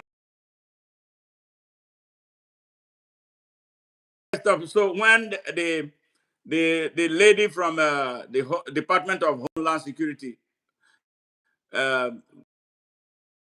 pressured me, and I kept on refusing, to budge because I thought I wasn't excited. He said, okay, I'm on a mandate to release your green card. Please, can you write a release that you are the one who does not want to come and pick up your green card? I said, yes. So he said, send me your fax number. She sent me a fax number and I wrote that letter. I wrote the letter to her and she received it. And then, but she did not stop. She called back again. He said, why are you being so stubborn? I said, I've been doing this, I've been through this situation since nearly 10 years. I am truly not excited about this whole thing. Because prior to that, I had written letters to the President of the United States. I had written letters to the to Department of Homeland Security. I had written letter to the FBI Director. Written letters to the Department of State that I want to go back to Nigeria. I was tired. I didn't want to be here anymore. I was tired. I was praying every time, don't I, that my mom should not die. Yes. So I sent the letter to her, and then she was not satisfied. That evening, that evening, my green card was delivered through a special USPS delivery system to my doorstep, right at my house. So when your hands are clean, you don't got nothing to worry about. My house was clean. My file was on the desk of the United States President. President George Bush knew me. I wrote him a letter. All of them responded. Every department that I wrote a letter to, they responded. They said they did not have any reason to deport me because they had not concluded their investigation to have a reason to act. So this country is a just country. Like I tell every young person who comes here, not look for your trouble. Honestly, even if you came here illegally, America will not look for your trouble unless you're looking for America's trouble. Never. They will not bother you until you bother them. So most of the people you see having problems, prior to this time, were those who are already here. You don't have a status yet. Yet they are putting your hands in every little hole. The system has a way of holding you accountable. They will act like they don't know what you are doing. One day they will tell you, okay, it's time. They will empty your cup and learn. They said, let's count everything inside. So that's how people get into trouble here. The same way, America will not wake up and go and invade a country. Yes, for the most part. I'm not saying that they don't make mistake. They make mistake a lot of times. They have made some costly mistakes. But like this one, for Maduro, he has been in their eyes for a very long time. And they're going to jail him. For Bola Ahmed Tinubu, you see, Bola, he avoids America. He avoids Donald Trump. But his activities in Nigeria is exposing him so badly. Because he's a criminal, he cannot hold down the terrorists holding our country in captivity because they brought him to power. That is where his trouble is. Well, he's staying in the way of the progress of Nigeria. He's staying in the way of justice for the people of Nigeria. Because he has no moral fabric, no moral platform to stand on, to lead. He can't lead Nigeria. That is, see him, he's silent as Gumi is running his mouth every second, disrespecting Nigeria and the people of Nigeria. He cannot do anything. That is why you see him keep quiet. As Saad, that bastard beast of no nation. We travel from Sokoto, his hole in Sokoto, to go to Oyo State to start talking about Sharia in a secular Nigeria. Bola Ahmed Tinubu keeps quiet. Because you remember, prior to his self-inauguration, what Saad told Nigerians, he blackmailed Nigerians. He threatened Nigerians that there was nothing no Nigerian could do, that Bola Ahmed Tinubu must be installed on May 29, 2023. And it came to pass. He looms large as the Sultan of Nigeria because those around him with whom he operates, including Bola Ahmed Tinubu, are all involved. They are in a cult. Their cult is to destroy Nigeria. And they have done a great job at that. And now the most painful thing why they have been succeeding is because they have successfully emasculated the people of Nigeria. Everybody is scared. Everybody is fighting for food right now. Nobody is fighting for the country. They made everybody so poor. So when you are poor, you can't stand up. When you are poor, you can't rise up. When you are poor, you have no voice. So it's all about food. And whoever gives a Nigerian food is the leader. Whoever gives him food is the righteous man, even if they see blood dripping down his hand. This is how painful it is. And this is why we need an intervention. Perhaps not from Nigeria. We need an external intervention. We need President Donald Trump right now to act. I'm the one calling for it. I don't like it. If Bola Ahmed Tinubu was doing a good job, I would defend him here. Yes, I voted against Donald Trump. I campaigned against him here. He will not send soldiers to come and kill me like Bola Ahmed Tinubu would do. Yes, as we speak right now, I can't even come into Nigeria. I can't because my name, my information is everywhere at every point of entry. Yes, not that because if I come, they will kill me. If I come, they will put me away because this voice is tormenting them.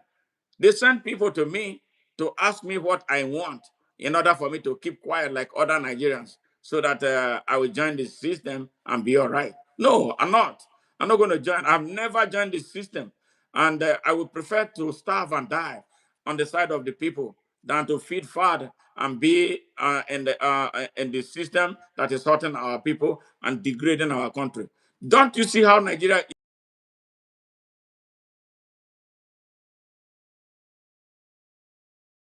in Nigeria?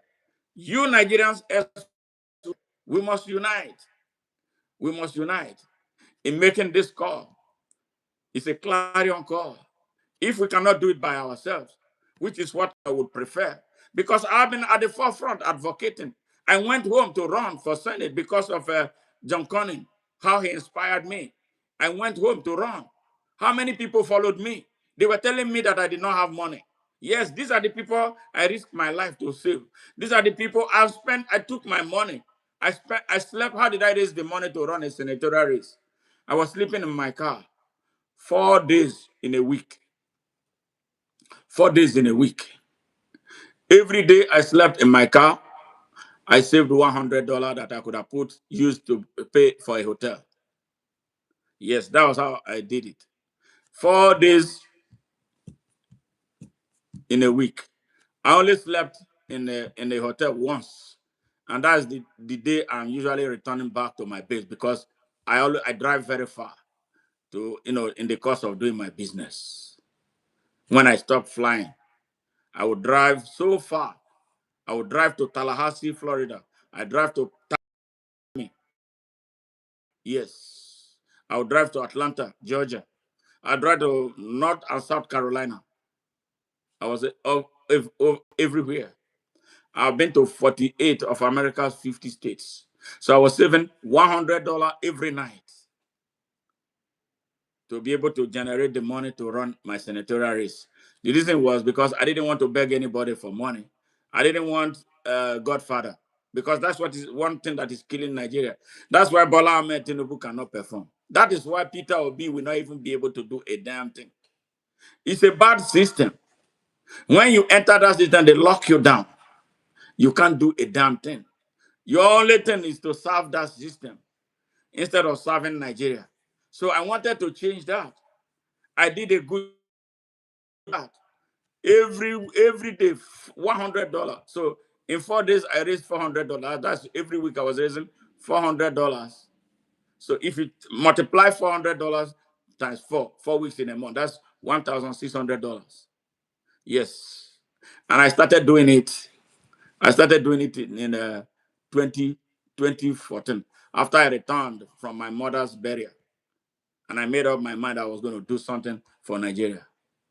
So if I had an army of young people who followed me, because my message was about them, there's no reason we would not have won.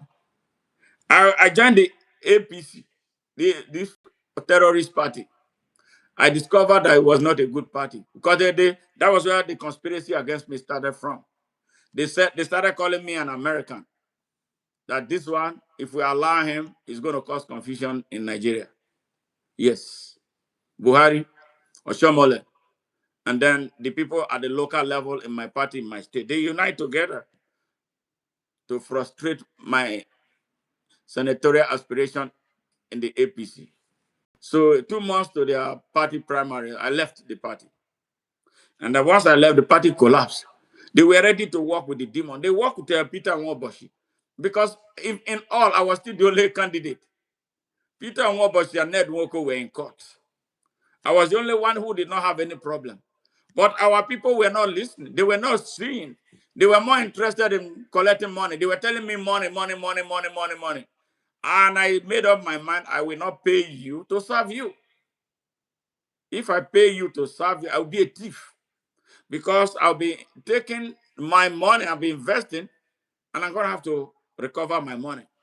So I spent my money. A few people donated money to me, ordinary Nigerians. I appreciate them.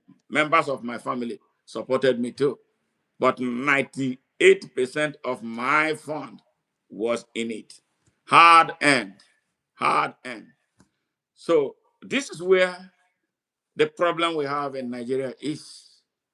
Where citizens expect to be paid in order to be patriotic. Nigerians don't understand the importance of their voters' registration card. And they don't understand the importance of casting the actual ballot. They sell their votes. We are suffering the consequences of selling our votes all these years. Now the country is getting to that point where it is going to be very hard to redeem. Yes. So the strange faces, like I was saying, let me go back to that.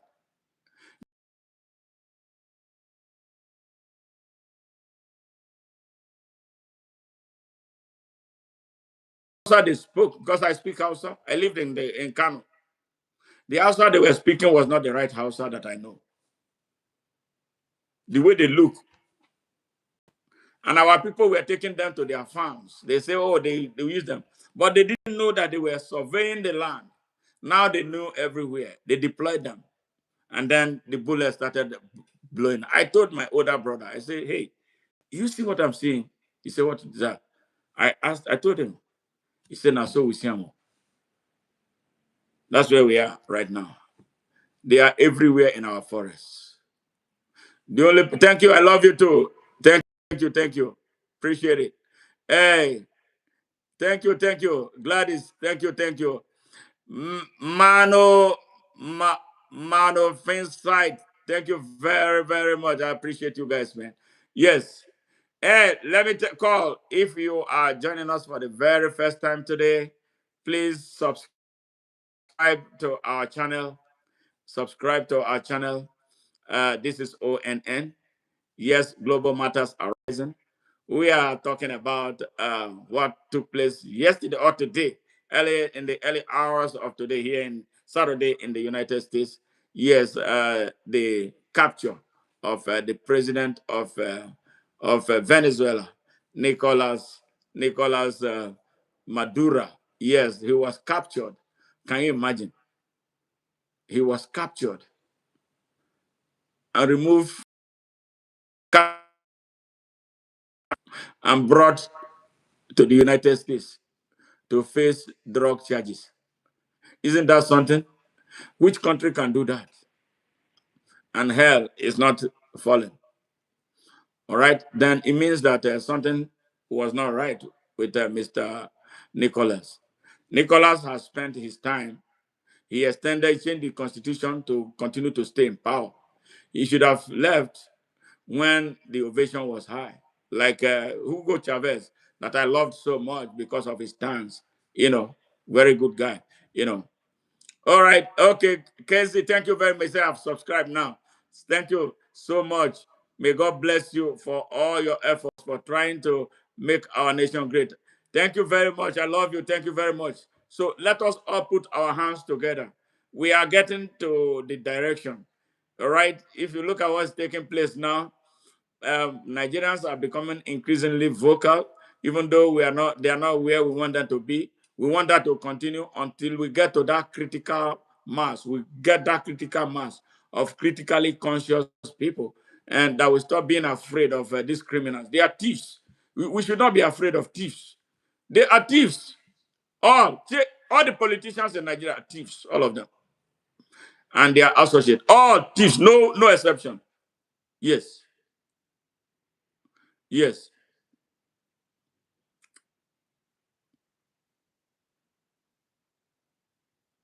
Okay. Now, yeah, Victor Augustine, I have known you. I have seen you. Um, you know, there are different types of activists. If you know me, I am not the type of activist who look for money or who make noise in order to be awarded, given appointment or anything. And I'm a Rastafarian. We don't take appointment. We don't take political appointment. We don't say what we say because we want to say it. So I don't know what truth you are talking about. You should be ashamed of yourself if you love a politician who is stealing from you. Yes, you should really be ashamed of yourself, and you should be ashamed of your Nigerianness if that's all the best you can do for yourself. Yes. What is tell me more about building nation. You say one man's corrupt politician is another man's elder statesman. You should I operate on one standard. And the only standard I operate on is the standard of truth, justice, and righteousness. Nothing more, nothing less. And you cannot controvert it. I am not a hypocrite. I don't stay here and there. When I make a position, that is where I am. If it is right, it is right. If it is right in the morning, it's right in the evening, it's right at all times. No, I don't shift ground. All right. And when I shift ground, it is justified. And it will be as clear as water. So I pity you. And I think I've encountered you quite a number of times. You need to change your ways for it. If you want to be a good citizen, you need to change your ways. All right. Hey, thank you for your subscription. Was it? All right. Okay, Eric. Thank you, Eric Clay. Thank you, man. Much love, much love. I appreciate you. Great job. Thank you very much. Monday, thank you very much. Monday Oko. Thank you. Always. Monday, thank you.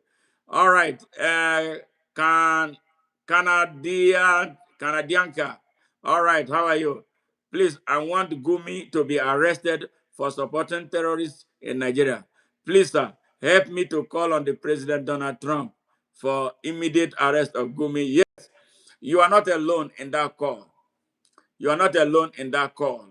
Eventually, he will be arrested. We have told them. We have told them that we are not joking. We are not sleeping. Everything we say or do, the people in authority hear us, and they take us very seriously. We talk to them at different levels.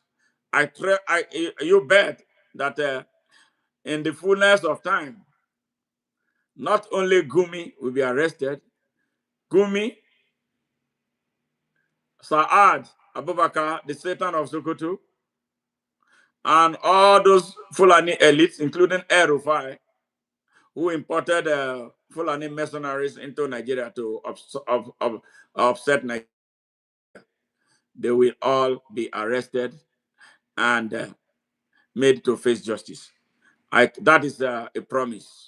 All right, but I can tell you now,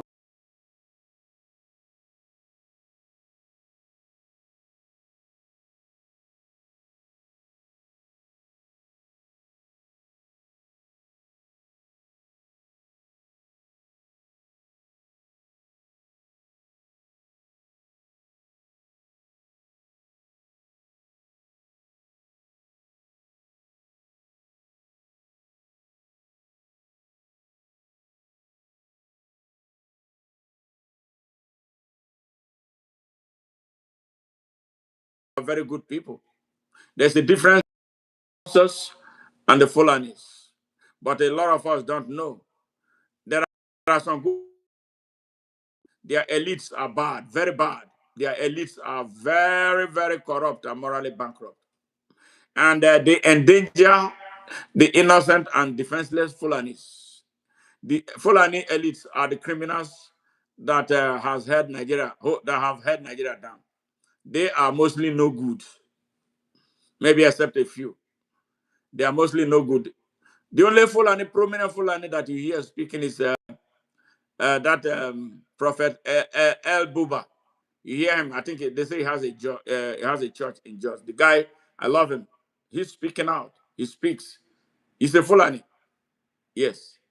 So the rest of them, they keep quiet as their people are destroying Nigeria. So silence means an accomplice of evil. Speak up. So I tell you this, Gumi will be arrested. Yes. All right.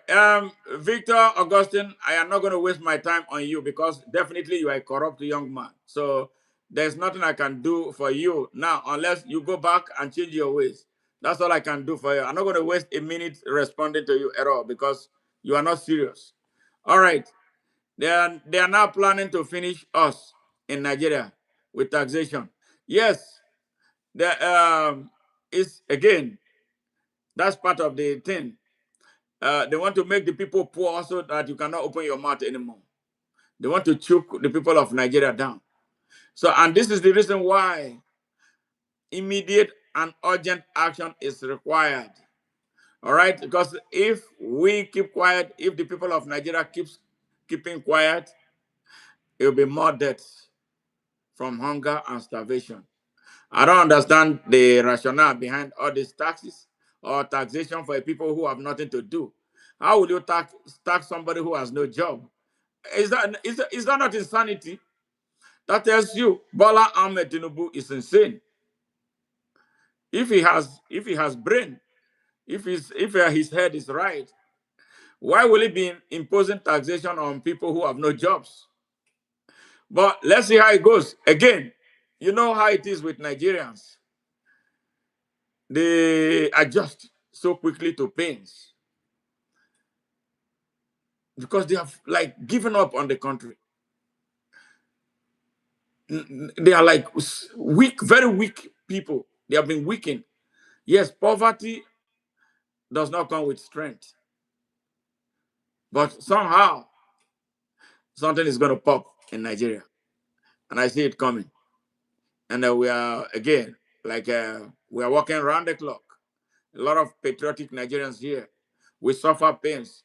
If you heard what I played earlier about my younger brother who is being persecuted because of me, because of my position on Nigeria.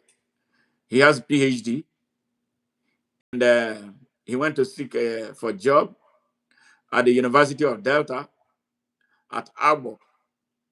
All right. That university has 1,250 books that I donated to them. And the only one, the cap person who has such number of books in a university library. Yes. Brand new books in medicine, engineering, mathematics, yes, science, arts, and other subjects. I donated 1,250 books to that university. My brother went there for an interview to get a job. I don't, if they disqualified him or they did not give him the job, it was not good. I don't have a problem with that. But the one that hurt me most was what he told me, that somebody told him that they said that they couldn't give him the job because I'm always criticizing the government of Nigeria. Now, my brother is his own man. Why should he be made to pay for my sin, assuming I'm a sinner? I am my own man. I have decided to do this that I am doing. But my his own, He should not be punished for my sin. And did they think that is going to make me back down? Heck no. That's not. They denied him job, but they did not deny him his life. He's still able to feed. He's still able to maintain his family. So we take care of him at the family level. So they can go to hell with their job. But I have 1,250 books at the University of Delta in Delta, where they denied my brother access to serve them. A young man who came out with a PhD, an educator. When you frustrate an educator, you are frustrating a nation. They think they are doing me? No. Oh, you're punishing my brother because of me? You're not.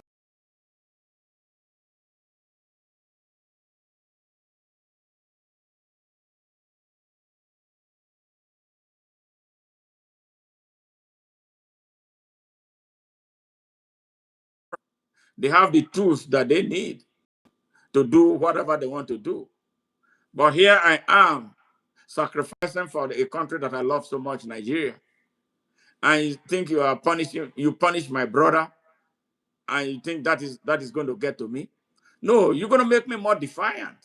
And that is why now I am calling on President Donald Trump that we must do something urgently to save Nigeria.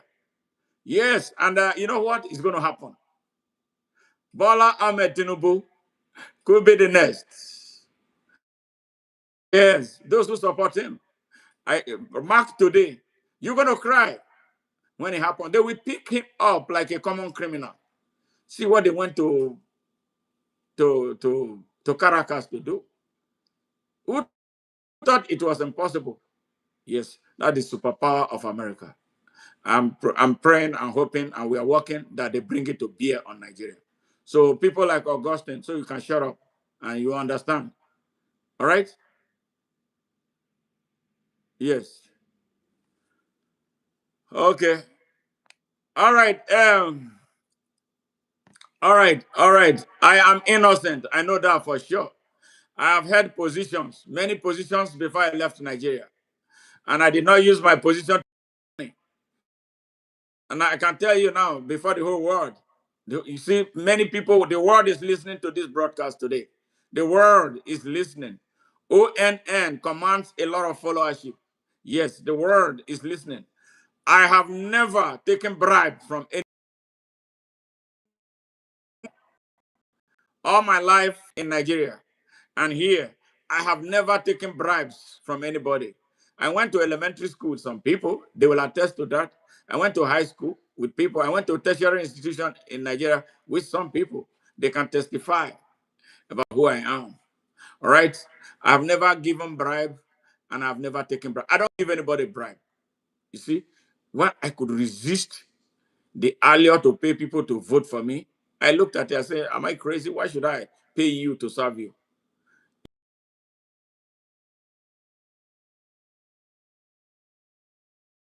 Like you've never been before. Because I'm inspired to do what I do.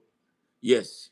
So I am innocent. Very, very innocent. That does not mean that I do not have sins. Yes. But to steal money that is meant for the people is not in my character. We put everything to use. You see, am I not using my money to serve people? Do you know how many people I support? Do you know this time that I'm speaking here with you? You know, if I was doing, I'm a professional. If I was working, you know how much money I'll be making? Yes. So that is sacrifice that not many Nigerians are willing to make. You sit down there and you sit down, I expect someone to pay you to be responsible. You are most irresponsible. Every citizen of every nation owes their nation a set of responsibility. And one of those responsibilities is standing up for the country when fellow citizens are destroying it or foreign influences are destroying your country. Yes. Do Nigerians stand?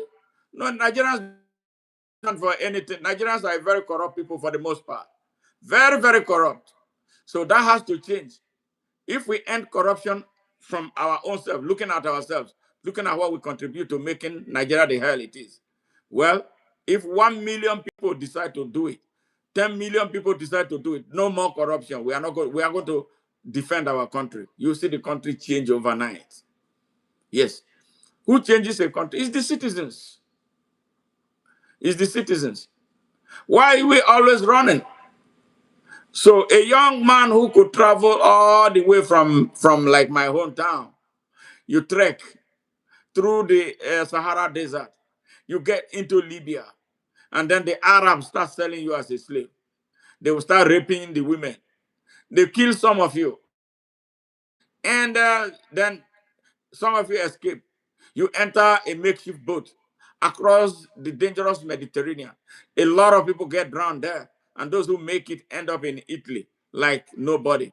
And they throw you into a concentration camp and feed you dog food. Yes. People from one of the richest countries on earth. Can you imagine if you put your energy into organizing and saying, no, we can't take it anymore?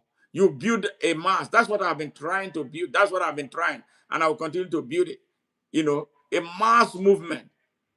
Yes. When we show up, we show up determined for the outcome that is favorable to us. Which army can stop us?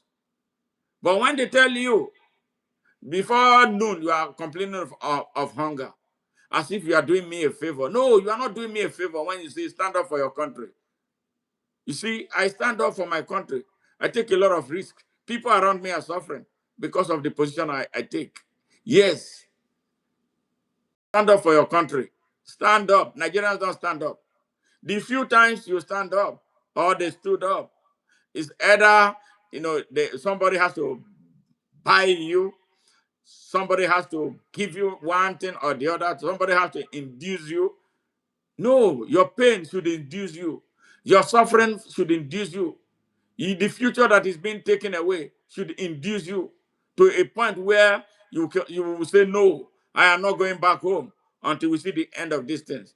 What did we do? I hate that people lose their lives. Yes, but in a struggle is never, freedom is never given free.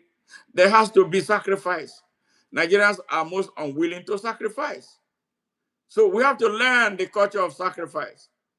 It is our our allergy, our allergies to making sacrifice is responsible for the pain that we are going through today. Yes, our allergies to making sacrifice. We think the country is not ours to build. We think that there are some people who own it. No, you own even a bigger stake, especially as a young person. Your stakes in Nigeria are bigger than the stake of a man who is 70, who is about to go.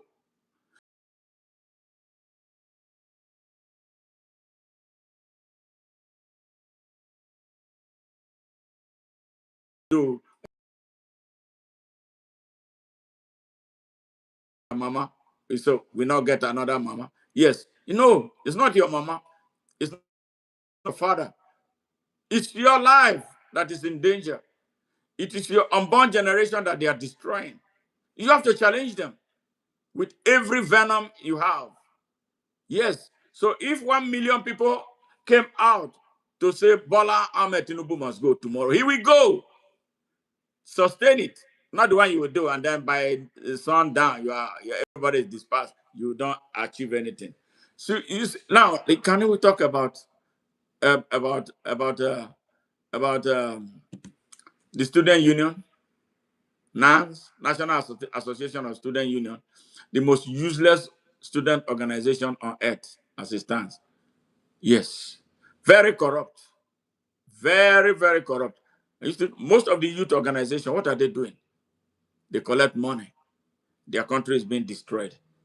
They collect money from those destroying their country and join the party of destruction. Yes. Yes. It's sad. It is sad where Nigerians are. I love the young people. That is why I advocate for you. I love children. I love women. That is why I will continue to stand up for them. I love the elderly, those who have served our country, that are not being served today. They are left to die. Some of them die in line waiting for their pension that they never get. Yes, some of them live the kind of the worst hellish life that there is to live. Yes, it's sad. Something has to be done. Now, you Nigerian looking at me today, what sacrifice are you willing to make? Because the only way out is making sacrifice. The only way out is eschewing tribalism, because that's a big problem. With tribalism, you can never go anywhere. Put your country first. Nigeria first before your religion. Nigeria first before your tribe. Nigeria first before everything. The goodness of Nigeria. When you are choosing leaders, what type of leaders do you choose? You choose them, or what criteria do you use? You choose them because they are from your places, right? You choose them because they are from the same church or from the same mosque with you, or from the same Islam or Christianity. You don't choose them because they are able. You don't choose them because they are competent. You don't choose them because they have knowledge. You don't choose them because they have character and the strength of it to build, utilize, expand, extend, and sustain capacity beyond themselves for the good of the country and the good of its people, including you, and in a manner that continues to revolve from generation to generation. You remember, you now want to ask why America is great, right? Why it is the way it is. They could coordinate. You see the attack, what they did last night or this early this morning. It's still Saturday here in Caracas. You know how many aircraft were involved? Over 150 aircraft coordinated for one mission, and their target was one man. 150 aircraft in the air. All right, and other services, the Coast Guard, Marine, everybody in there, and men on the ground, low flying helicopters for one man. They coordinated it, and one mistake will cost a lot of lives. One mistake. You see, if the choreography was something else, which country can do it? One country.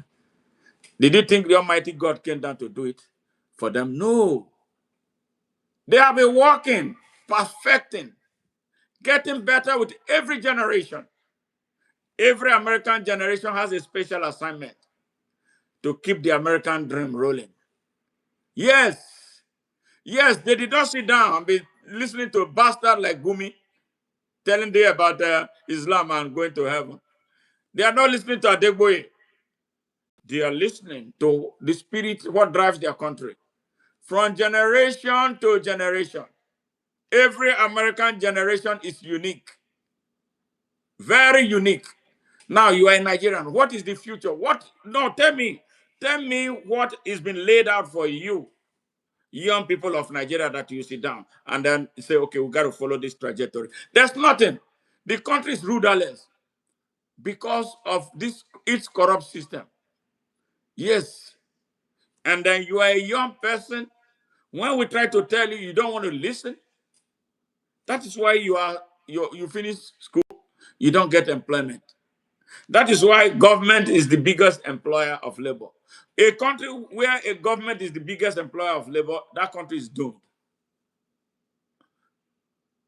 because there's no room for growth. There's no room for critical thinking. All you do is go there every Monday through Friday to get paid. What did you achieve? Where's the national direction? Where's your national compass? Who are the drivers of your country? Where are they driving the country to? What provision do they have for science and technology that drives the country? And okay, you see, American military is the big is the biggest industry.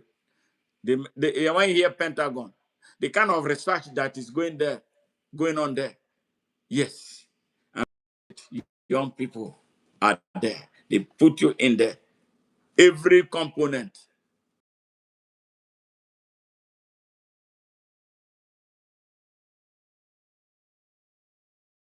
America will wake up and go and invade any country seamlessly. Do you know the distance between the United States and Iraq? 2 times they invaded Iraq. Twice. Twice. Twice. They went there, a place they don't know anything about, although they know somehow. They deploy their technology. It is in the national soul. It's in the national spirit. Look at Israel, for instance. Israel surrendered by hostile neighbors. Look at the strength of Israel. When you hear necessity is the mother of invention, that is it's not God. There's okay, you who are Christians, you think, oh, God is doing it. No, no, no. Yes, God is good. And to say, but God did not come down to build all those things.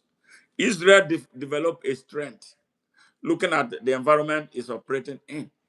Israel turned the desert into arable land because they had to survive. They have to survive.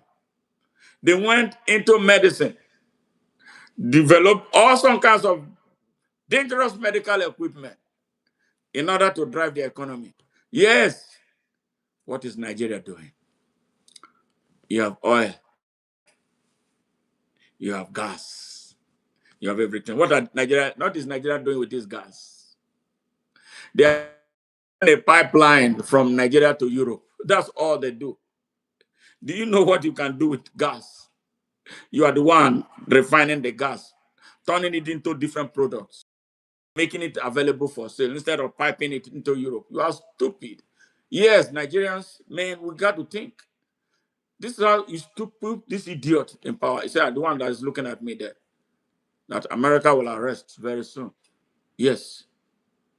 When you put a beast like this in power, what do you get? Chaos, bloodletting, yes, confusion. All the things that we are seeing, hunger, starvation, death. That's what you see. He has no vision for Nigeria. Taxation, taxation that will benefit him. You put all the money in your pocket, in his pocket, and you are looking at him. Wake up. When I say wake up, you say, nah, my Yoruba man. I'm not going to stand up against my tribe man. Your tribe man is killing you and killing all Nigerians. This is not a time for this tribal crap. What do you benefit? Me now, I'm an Eka person. What has my Eka done for me? Nothing. Oh, seriously, nothing. The only thing I know that Eka, I will say, I speak the language. All right? But if you ask me anything, I don't see. I love them. Oh, they are my people. Yeah, we have tradition, even though the tradition is being destroyed now because of corruption. People don't speak the truth in that place. And I know that that's the situation everywhere in Nigeria. Yeah, so I'm an Ekama. So what? But I put my Nigeria first. Nigeria is the country. Nigeria is what will advance because it's Nigeria that gave me the identity that I have. Nigeria is the one that gave me the passport with which I traveled the world, including traveling here where I am right now. I'm talking to you. Yes. But the leadership of Nigeria has never been good. If Nigerian leadership has been good, the way American leadership has been good, I may perhaps not be here, but coming here exposed me to a lot of things. And that is why I'm able to speak to you right now from this distance that I am in real time, and you are hearing me.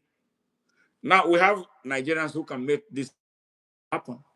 But when they come home, you made them look so ordinary. You made them look like they are strangers to Nigeria. They come with good intention to build the country. Then when they come, they run for office. You tell them they have no money. You tell them go back to your country. Can you tell somebody telling me? Can you imagine somebody telling me to go back to my country, America? Your country is good for you. Stay there with your family. Why are you wasting your time coming to Nigeria? Let us stay where we are. We are happy the way we are. You are happy in hell. Somebody wants to help, and you are proudly saying that you are happy in hell. So it makes you look like something is wrong with you, and truly something is wrong with a lot of Nigerians. This is it. Stop tribalism. If your ethnic man is not good, it's not good. If you find one that is better than the rest, yeah, put him, and he has the love of the country at heart. Vote for him. But if you know he's not good, there's another person who is better than him who's an Hausa man, he's a Fulani man, he's an Igbo man, he's from somewhere else. Why not take that person who will build capacity for you than put your man in power like you put this one in power? What is he doing? It's ruining the country, and you are suffering the more than everybody, and you are still saying that it's your brother. Man, I don't want that type of brother. I tell you the truth. Hey, Nkiruka, how are you? You are doing a great job. Thank you very much. I appreciate you. I appreciate you. And let me see here. Yes. Yes, sir. I am 100% in support of his arrest. Yeah, Canada, yes, they will arrest him. It's going to be a matter of time. And the truth is that the pressure that is coming into Nigeria is becoming increasingly intense. I will tell you, Iron must obey. Gumi will run. Mr. Ad is hiding right now. He ran away from his palace. I've told him he's the last Sultan, Satan and Sokoto, the last. He will not. There will not be another Sultan in Sokoto. He's the last. He's the last. His cup is full. He's gone. There will be no Sultan in Sokoto. If he's lucky to be alive, that position is gone down. Yes. So if he knows what is good for him, he should escape now and run away from the country, because that country is not going to be. It's going to be hell for him. It's not going to be like before, because we, the people of Nigeria, have been so stupid for a very long time, for so weak and so subservient. Well, allow one clown act as if he's the Sultan of Nigeria.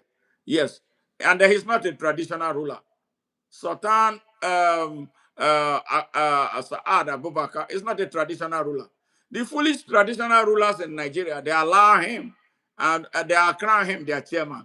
Even to the extent that Bola Ahmed Tinubu sent a bill to the National Assembly to make him the permanent chairman. Oh my God, him and Oni of Ife, the permanent co-chairman of Nigerian Traditional Rulers Council. Where does that happen in a democracy? Is that not stupidity? So this is what Bola Ahmed Tinubu is. You people of Nigeria, all of us, we must put hands together to end this nonsense. Now, we should not wait for 2027. I am not a fan of 2027, because if you look at 2027, looking at the people on the other side of the equation. Tell me the truth. If you are an honest Nigerian, we are not getting anywhere. Honestly, is it Atiku? Is it Atiku? Atiku is one of them.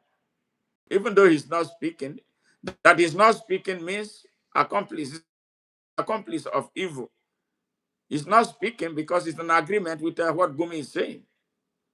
Yes, and he's a member of a Mieti Allah, the biggest Fulani terrorist organization. All of them belong to it. Okay, now let's look at Peter Obi. Peter Obi is a nice man, right? And that's what they say. He's a nice man. I supported him in 2023. But he disappointed me with the way he handed over the victory to Bola Ahmed Tinubu. He could not even fight. He could not stand. He could not mobilize Nigerians. So he was afraid. He wanted to live forever. So we need a revolutionary. Peter Obi, if you give him president of Nigeria today, he's not going to do anything with it. Why? Because he is compromised. Why? Because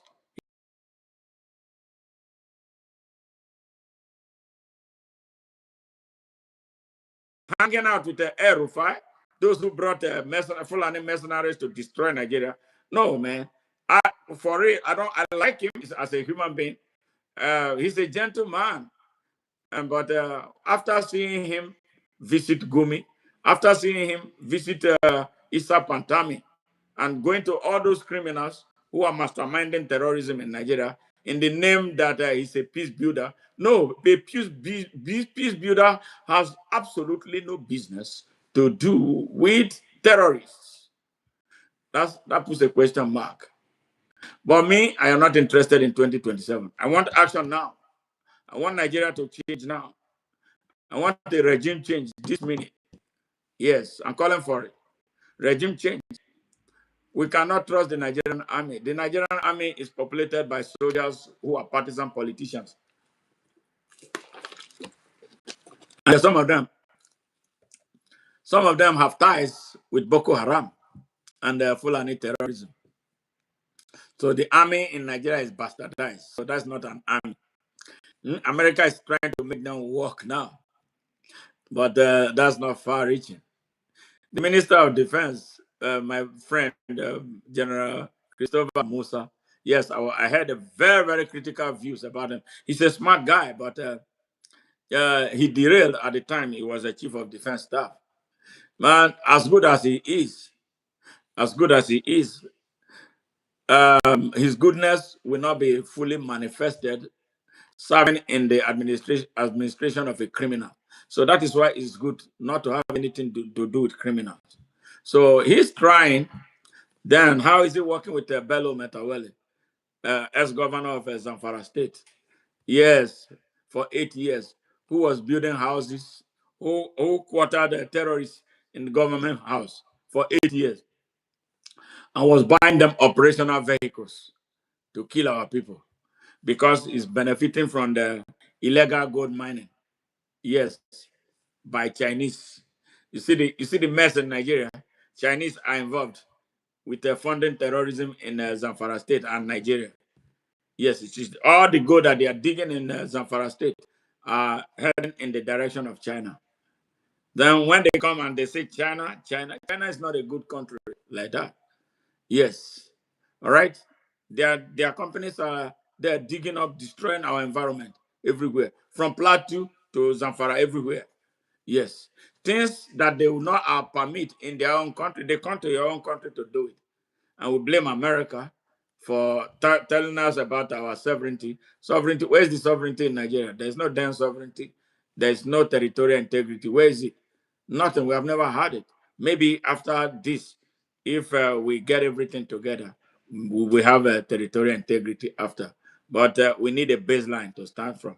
And that is why action by uh, the United Nations, if they exist, the United Nations. Okay, let's call them. You're led by the United States. The action is compelling in Nigeria now. Yes, needed more than ever before. Yes, yes, yes, yes. We need it. We need it. We need it. We need it. We need it. Yes, yes. Okay, now let's see more comments from here. All right. Jacka Marx, how are you? Yes, yes. Please, sir, Israel president should should be called upon as well. Is it the man has asked? Oh my God. Yes, you see, yeah, I heard Benjamin that it's not my friend, because of what is taking place in Gaza. But politics will not make me, easily change my mind. Sometimes they politicize all these things to make it the way it is. But President Netanyahu of Israel issued a statement the other day that he's going to join forces with the United States to end the massacre of Christians in Nigeria. So I guess that makes some people happy. But I want the best for the people of Nigeria. Anywhere injustice is and the world rises to the occasion to end it is where I am. Yes. All right. Let's see here again. Yes, Netanyahu does has action, but sometimes he goes extra mile to do things. I don't like how children are killed in Gaza.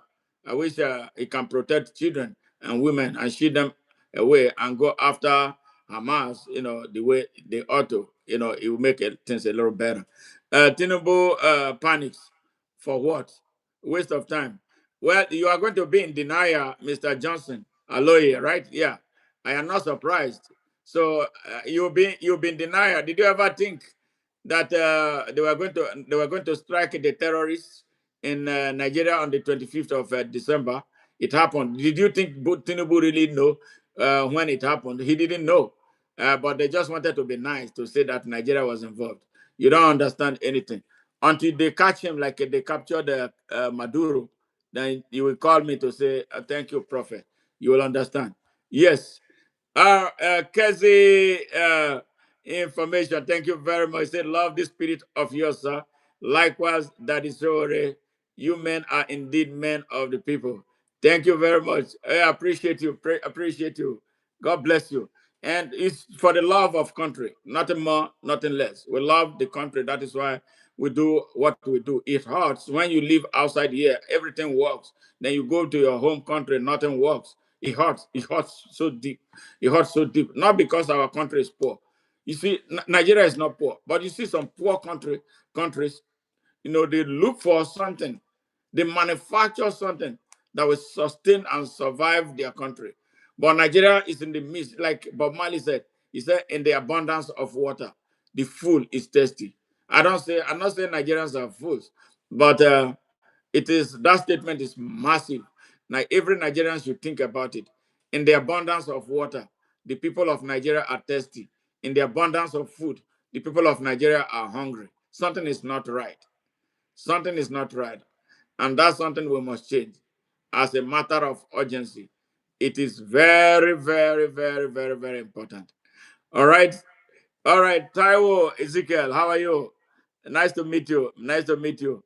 Please, do you think President Trump can be able to help in the injustice of Omotosho against Nnamdi Kanu? Can he ever be released from that sentence? Yes, I can tell you with a high degree of certainty that Nnamdi Kanu is not going to be in jail for the rest of his life.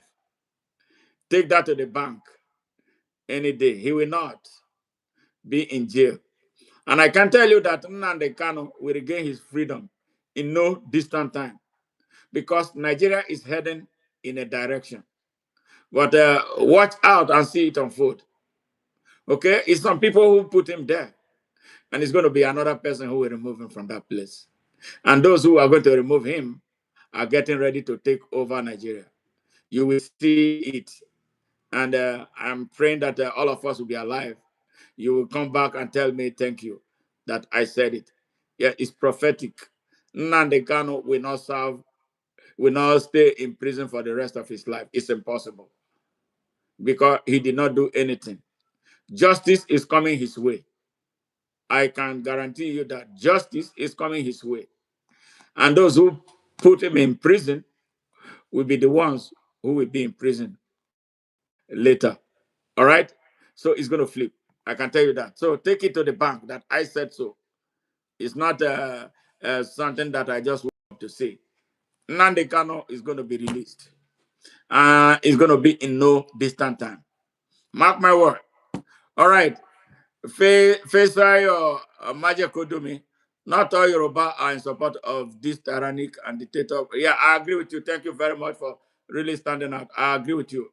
I agree with you. I have a lot of friends who are Yorubas who are not in support of this Satan. This guy is a demon, a thief. No, the world knows him, but he will pay.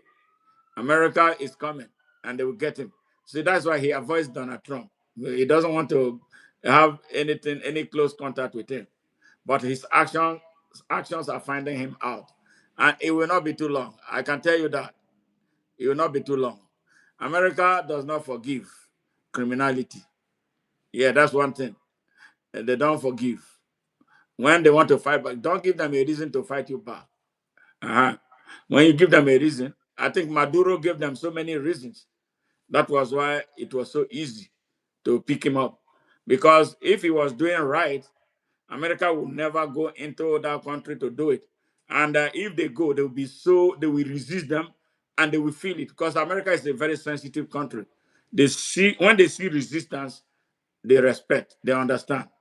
But this they are going there is justified. That is why they didn't. There was no resistance of any kind. And since after they did that, did you see people on the streets of Caracas or anywhere in that country? Did you see anybody saying that they didn't like what was happening? Yes. So that's what it is. So that is the reason why when America came into Nigeria to bomb those bastards, that was why nobody raised a finger. If it was before, if it was before, when the Hausa people were still with them, you see, the Hausa people are separating themselves from the Fulanis now. Are you seeing it? Nigerians, are you seeing it? Yes. They don't want to have anything to do with Fulanis anymore. The Hausa people are now with the people of Nigeria. They are coming out of their shell. There are a lot of activists now coming out because from that I've had with a lot of young Hausa people. They understand what is taking place. They said, what they tell me was that the Hausa people love Islam so much. They use Islam to blind them, making them believe that their denial of opportunity to be anything was an act of God.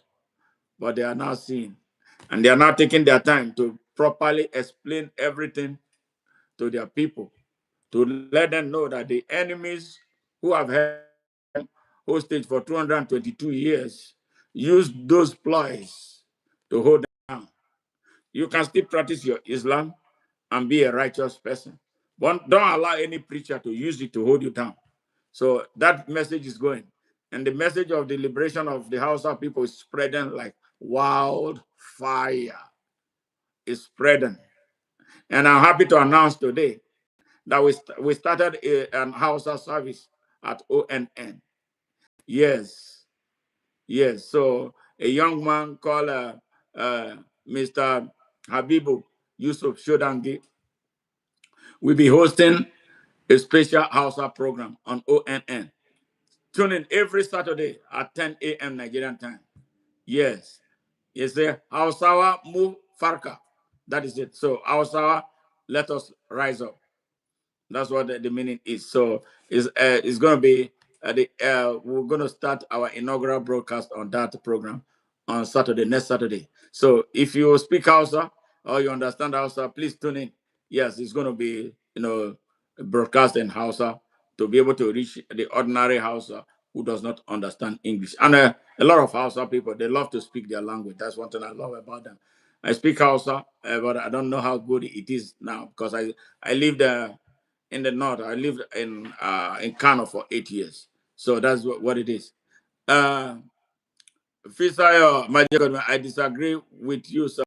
Nigeria is not a country, just a mere geographical location. Every country on earth is a geographical location. What makes a country work is the people. So we must go beyond that definition to make our country work. And that is what it is. No country, there's no country on earth that does not have one challenge.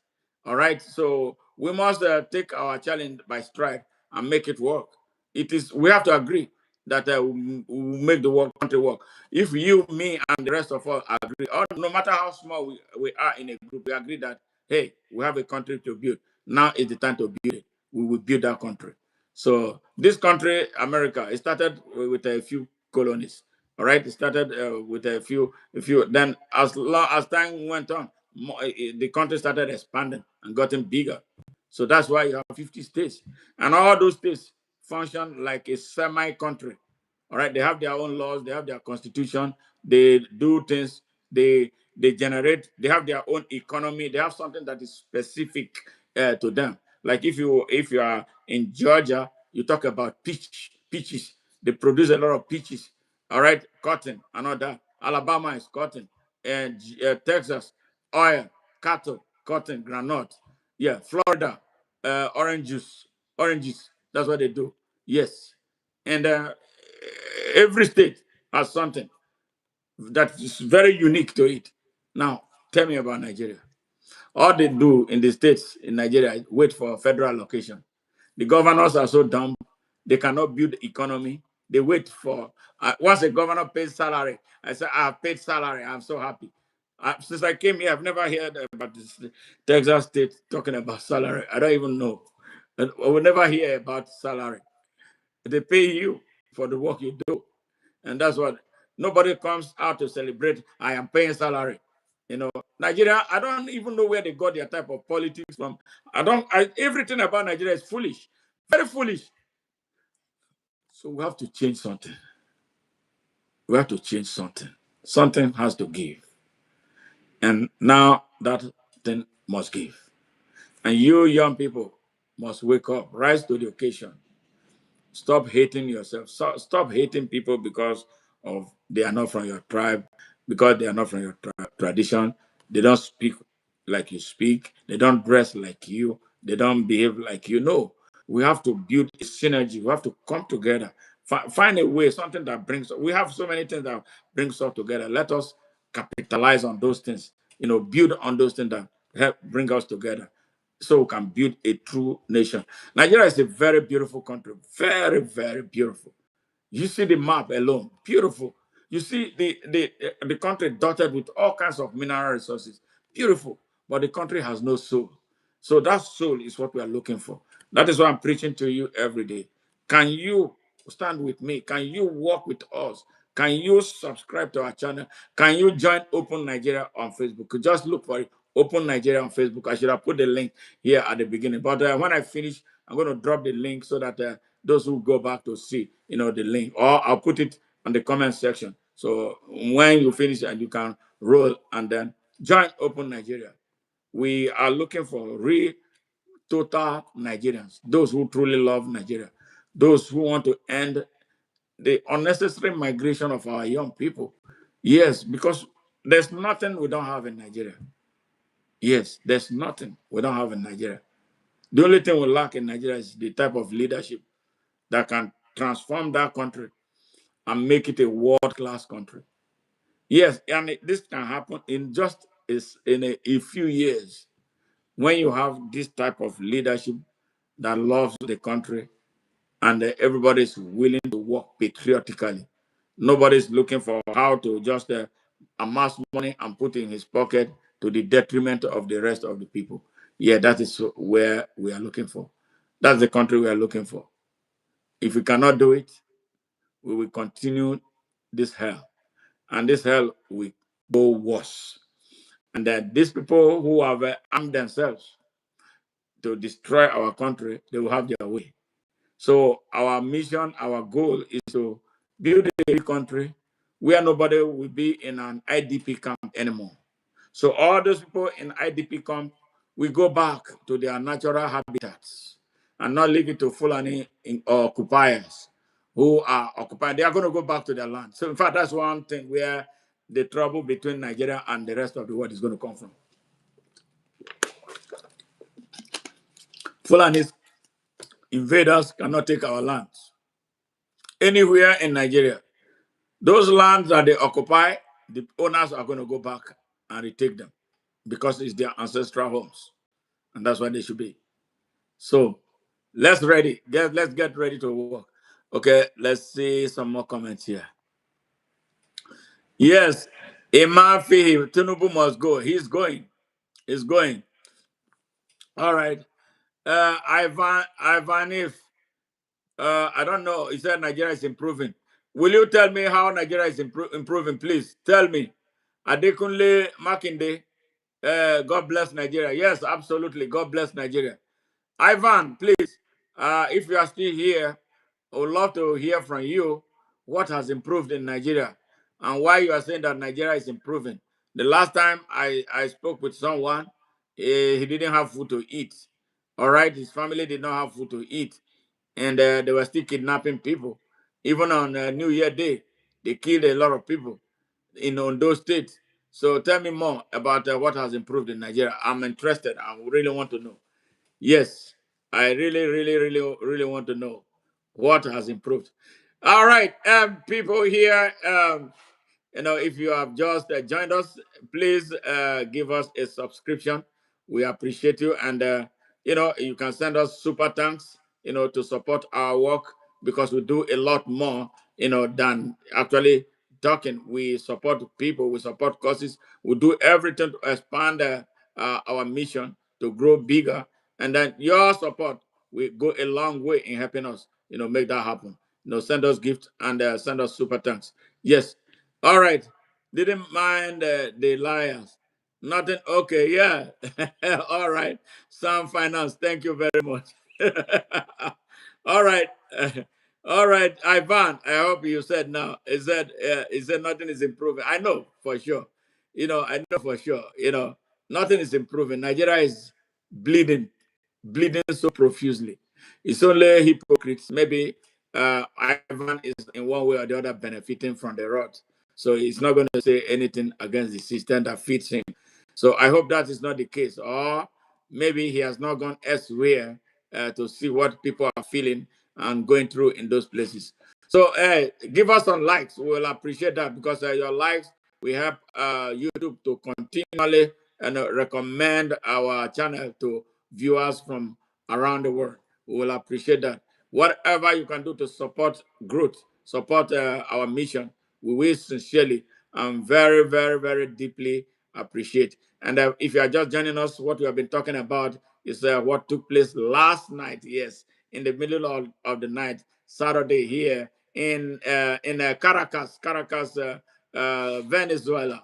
The president of Venezuela was arrested by the by the United States.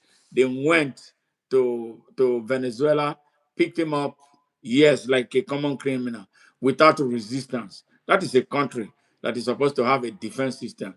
America went there. Only America can do it.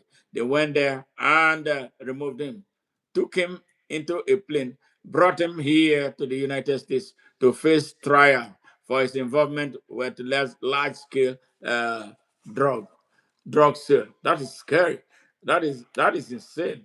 Yes, and that's what's happening. That's what we are talking about. And now, in relation to that, remember the rogue president of Nigeria, Bola Ahmed Tinubu, also was involved in commercial drug sales here. So Nigerians are asking questions or calling on President Donald Trump to do justice, so Nigeria can be free because he has become an obstacle working with those terrorists, killing our country, and our country is not moving forward. So action is needed in Nigeria for another drug dealer who is holding Nigeria hostage. So that is what is taking place. That's why we are here. That is the discussion. The United States launched a large-scale strike by military force in Venezuela on Saturday, capturing Venezuelan President Nicolas Maduro and his wife. The U.S., which said Maduro would face criminal charges in the United States, where he was indicted years ago, has a long history of military interventions in Latin America. Yes, this is what is happening right now, and it's everywhere. In it's everywhere in the world. That is breaking news. Yes, so much is taking place. Yeah, the name Nigeria is only on paper. Hey, it's not yet a country. Okay. Ohanaka one has no president as of now. The real meaning of Nigeria can be seen in the real meaning of APC. Okay, the real meaning of Nigeria. All right, I agree with you. All right, I agree with you. I agree with you. Yes, Nigeria has no president. Nigeria has no leader. There's no president. There are no senators or members of National Assembly, no governors, nothing. The country is just populated by criminals. Period. The political class of criminals, thieves, rogues.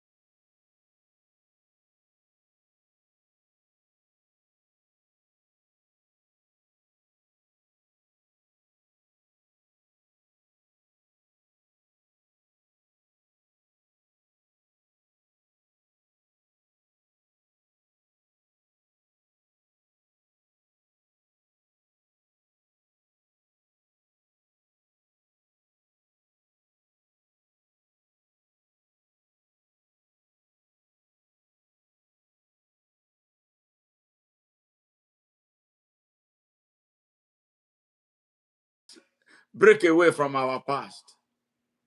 Our past has not been good, but we can make it better if we unite and start building a history for our own selves and for the generation next to us.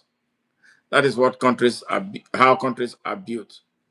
That's how great countries are built. That was how United States was built. That was how United Arab Emirates. It takes some patriotic citizens to stand up, to say we have to build this country. We are looking for those citizens. Are you one of those? Join us. And how do you join? Start with subscribing to our channel because we're a very unique channel. We speak it the way it is. We give in-depth analysis, yes, on Nigerian, African, and global issues. Yes, we look at implications for action, certain actions on now and the future. So when you are here, you learn history, the real history of Nigeria, the one that they never teach you or never taught you in the school because they hide Nigerian history. That's why they removed the study of history from the country's academic curriculum. Yes, but we are here to fill in the gap. So the young generation of Nigerians or younger generation of Nigerians will not be blank people like some people want them to be. Yes. They are ashamed of the roles that they played in our history. That's why they removed it. Okay. Okay, Chuku. Yes, thank you very much. You are doing a great job. Please continue. Yes, there's no stopping, no going back. I will do it all the way. It's a lifetime commitment that I have. But I can't do it by myself. I need support of all the people. I need that mass of people. The more we come in number, the better everything gets. I have a mission because I am also the convener of Open Nigeria. I have a mission, a huge mission. If only people could understand that mission. I want to build it. I want to inspire the building of a new nation.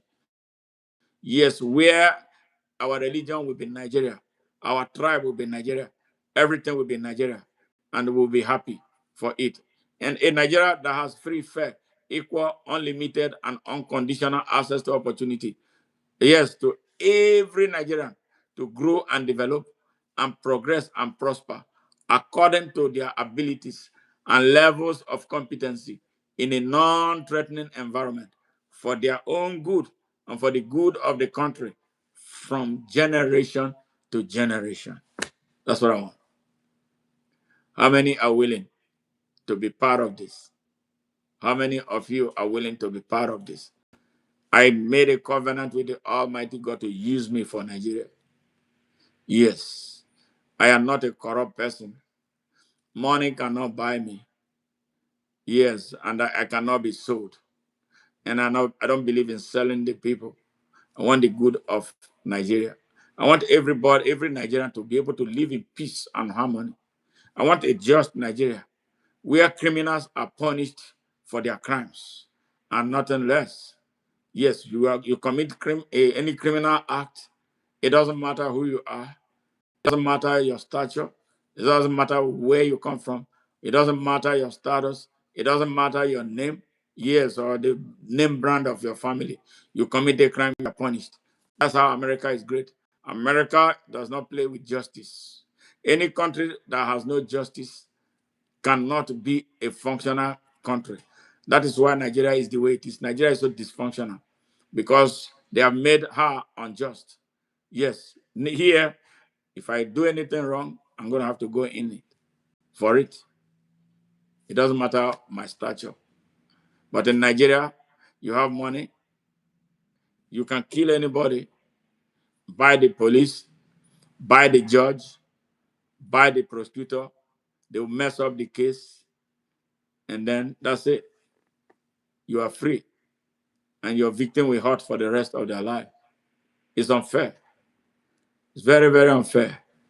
So we don't want that unjust system anymore. So I'm re-echoing what Nigerians are saying. People who call me to ask me things, like some of you have asked me right now about the U.S. intervention in Nigeria. Under normal circumstances, another country is not supposed to intervene or be involved in any country's domestic affairs. But when it gets too much, like Nigeria's own has gotten too much, over much. Yes, an action from outside will be needed, will be helpful. As they are killing our people in Nigeria and parts of our country, and we don't have the security to fight back those who are fighting us. Any country that's come to help us, we will welcome them with, with gratitude. We set pride aside. We said this nonsense about territorial integrity and sovereignty that never existed. And they tell us America wants to come and take Nigerian oil. Dan, you always saying that. Tell me, what has the oil, Nigerian oil benefited? Tell me, do you even know the color of oil? Have you seen oil? Has Nigerian oil benefited you? Tell me, if the Nigerian oil has benefited the massive amount of oil, millions of barrels that they export every day, your roads are still the worst. And from Delta State, there's a road from Abuja that goes across Delta to Warri. That road is hell right now. Yes, that road is hell. And in an oil-producing country, and you are talking about America coming to take your oil. You live in darkness for over 50 years. Nigeria cannot generate and distribute electricity. Is that progress? Are you serious? All your infrastructures have decayed. Yes, and you are telling me about oil. Where's the oil? Where's the oil that is already? You know the people who are stealing your oil. They are stealing it. So the people who are crying are perhaps the agents of those who are stealing the country's oil, that are now afraid that another country will come and take the oil. You are not crying on behalf of Nigeria. You are unpatriotic. They have been stealing our resources. They have been stealing, including Bola Tinubu has been stealing all the resources in Nigeria. So what are you talking about? Hey, Pascal Abai, how are you? Thank you very much for joining. Yeah, if you are joining us for the first time, please subscribe to our channel. And what we are talking about, we've been talking about is uh, the capture of Nicolas Maduro, the ex-president of Venezuela, and his arrest and extradition. They brought him back to the United States to face trial. Yes, so at the beginning we talked about the process. We played the statement President Donald Trump issued, detailing how the operations were planned and executed. And then his Secretary of State spoke, and then the chairman of Joint Chiefs of Staff, those in the control room who planned the operation. He gave a bit by bit step of what took place and how they got to President Maduro about 1 a.m. Yes, Eastern Standard Time, which was 2:01 a.m. Caracas time. All right, so that's something else. And that was midnight here in Houston. That is 12 midnight Central Standard Time. It is interesting, see the pride with which they are talking about, the operation. Can you imagine the president of a country, yes, being taken out like a common criminal in his country with minimal or no resistance at all? So something is not right. And Nigerians are calling for that for Bola Ahmed Tinubu and the terrorist Gumi and Saad Abubakar, the Satan of Sokoto, that they be taken out. I'm telling them that their time is coming. And they're already scared because they know about what is about to happen. They received an appetizer on 25th of December 2025. So the meal, the main course is coming. Yes, we can't continue to deal with these demons who do not want the good of our country. So we have to level up that country so that there will be justice in the country. We run on a new constitution driven by human beings and not animals anymore. Because what we have driving Nigeria at all levels are all animals. They are not human beings. Human beings don't treat human beings the way these animals are treating Nigeria. Yes. Um, Daniel Marcelos. All right, it's time for America to feel the music. I don't know what you mean. Tell us more about the music that America should feel. All right, maybe that be.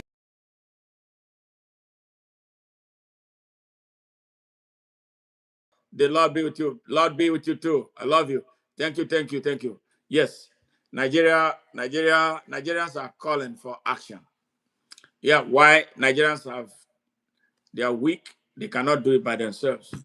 They are calling for action, and I join them to call for action. Nigeria deserves a regime change this second. This second, the slave drivers tables need to turn. They have scared us enough. They have oppressed us enough. They have repressed us enough. They have driven us out of our country enough. We want to take back our country. And now is the time. Yes.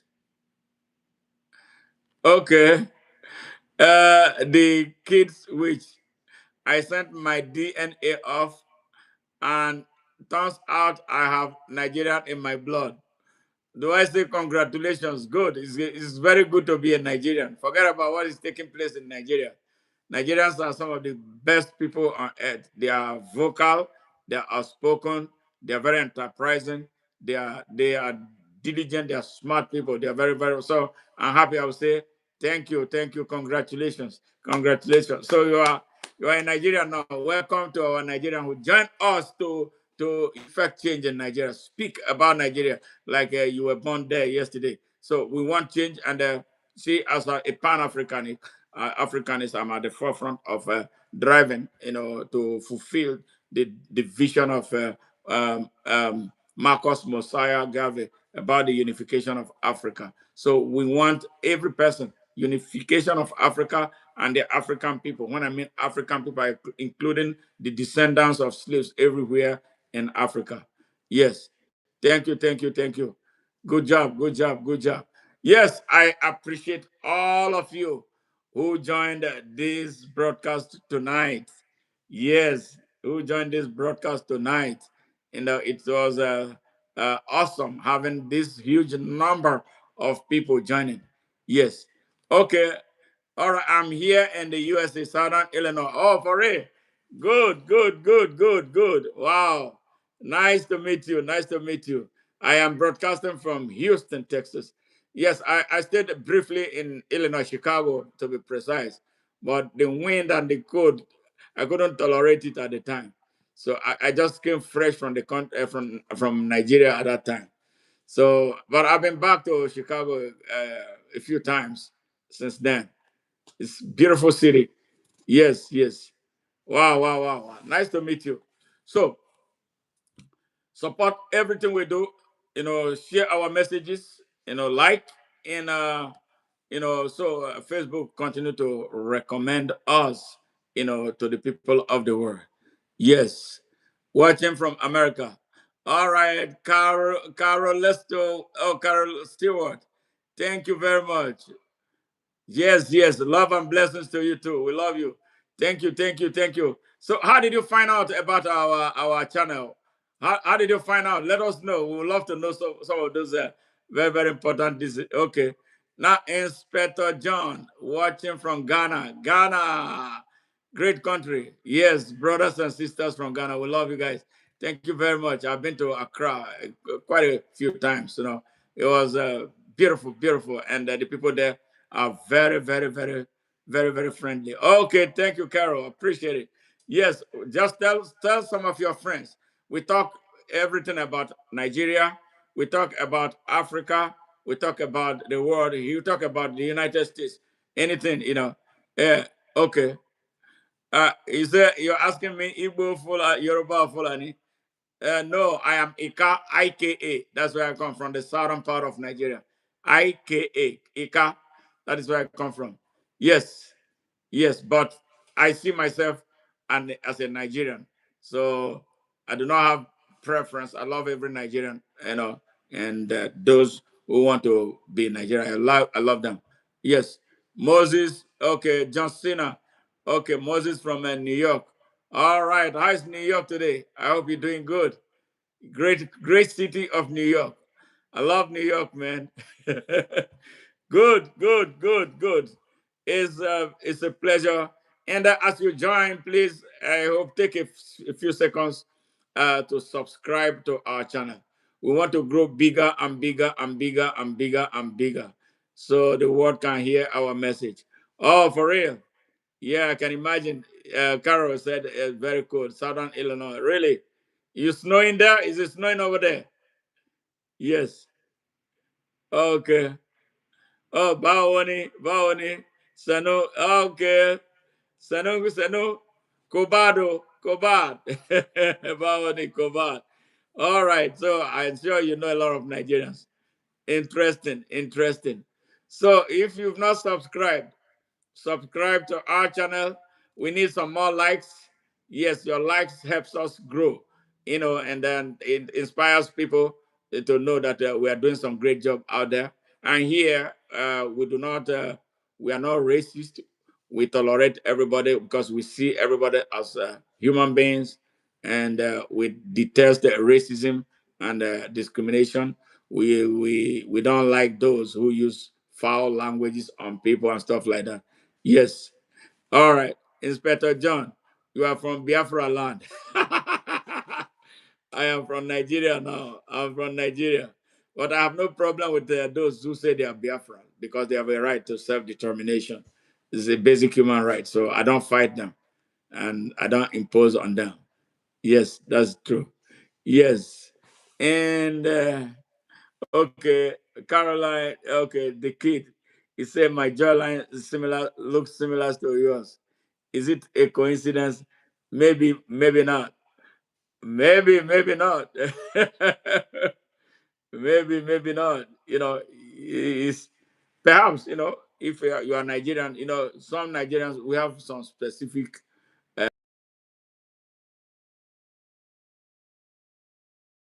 Yes, it depends, where you come from.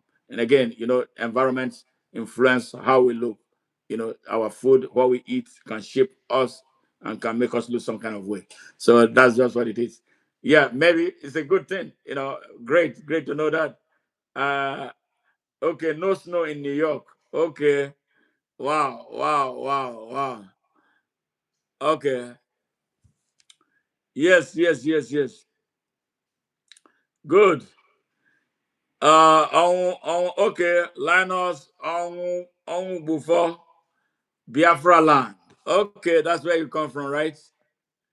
You are Biafran. Okay, and my love for American people is very for my love for African people is very strong. We love you too, Carol Stewart. Thank you very much. We love you because you are one of us. Yes, you are one of us. Yes, Uh, the kids, thank you. One love, one love.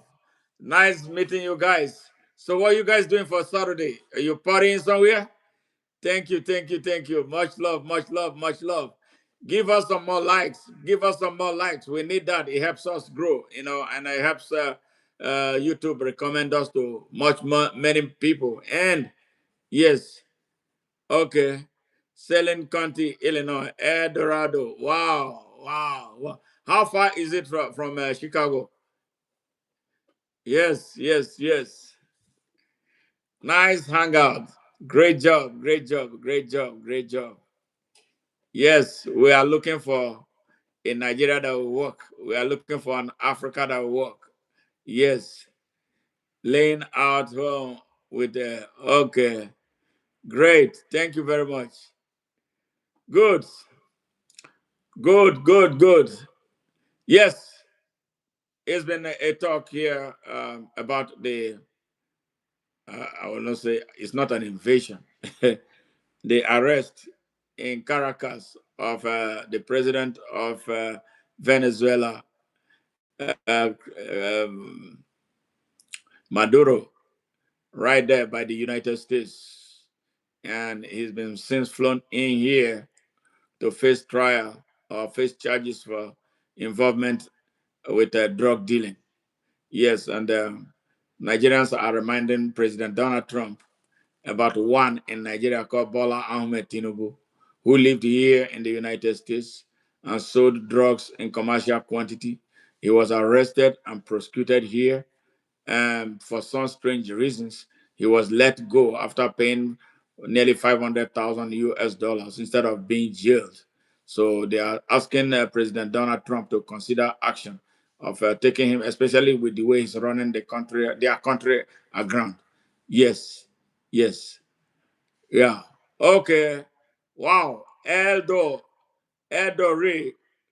is nearly how many hours? 6 to 8 hours from Chicago, depending on traffic. Wow, that's a ways. That's a distance right there. That's a distance. Trump should go for Tinubu and Kiri Salva of South Sudan. All right. I know certainly about Tinubu, but I don't know about Silva. If you let us know what Silva is doing. Is Silva killing people in South Sudan already? That man is too old. He should step down and get out of that place for real, and let the young people drive Sudan. I don't know why he's staying there. I didn't. He's too old to be there. I don't know what he's doing. I'm not since South Sudan became independence. I don't think the country has recorded any growth because looking at the capital the other day was Juba. I was so disappointed, with what I saw. Although on TV, I've not been there in person. It's a place that I would love to go. But what is taking place in Sudan, the other Sudan, I don't know if how it is impacting South Sudan. Yes, Isaac, Isaacs, Igbo in pain. I don't know what you mean by Igbos in pain. Can you tell me more about that so we can talk about it? So if you let me know, I can say something about that. But that message, that sentence is just a sentence. So if you elaborate, I'll be able to say something. Museveni of Uganda also. Yes, you're right about that. Yes, Uganda needs regime change. Ugandans need regime change even long before now because that guy there, Museveni, I don't know what he's doing anymore, man. I don't know why you. What's wrong with Africa, man? I don't know what's going on. Why all these things are happening in our continent? Seriously, seriously, seriously. Okay, now Uganda needs a regime change. Museveni has to go. But I heard he was trying to put his son as his successor. How true that is, I don't know. Yes. So if you're from Uganda, you may educate us more on that. Yes. Okay. Subscribe to the channel. Yeah, thank you very much. Carol, thank you very much. I appreciate. Yes, for the call for subscription. We sincerely appreciate. Yeah, your subscription goes a long way in helping us grow. Okay, we need more relief in Southeast. Okay, now what is taking place in the Southeast? I know there's a lot of activities going out there.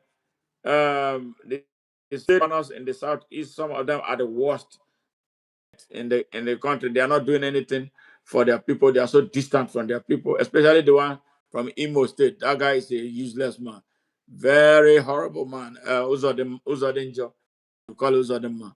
Yes, yes, but help is coming to Nigeria. Nigeria will not continue to run the way it is running. Nigeria has been running as a dysfunctional country for a very long time, where a few people take everything in the country and then they tell the rest of us to go to hell. We are not going to accept that anymore. So all of us must wake up to our responsibilities of building Nigeria. We must not leave the Nigeria in the hands of a few criminals. It is because of our conspiracy of silence that empowered them to do what they have been doing. If we all wake up as Nigerians, yes, unconditionally, without asking to be paid, to be responsible Nigerians, Nigeria will be a better country. We start holding them accountable like normal citizens will do. Yes, the country will be greater for it. So it is in our hands. We cannot say that we are not told anymore. We have made a lot of blunders in the past by thinking that somebody has to pay us to be responsible. Somebody has to pay us because before we can vote. Yes, we know the good people. Yes, but them and sideline them and vote for criminals. So the cost of voting for criminals for a very long time is what we are paying right now. Yes, it has been accumulating, and then this is where we are. It reflects in insecurity. It reflects in mass poverty. It reflects in infrastructural decay.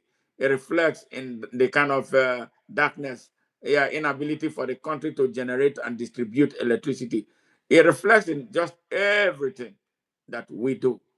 Our tragedy of followership. Yes.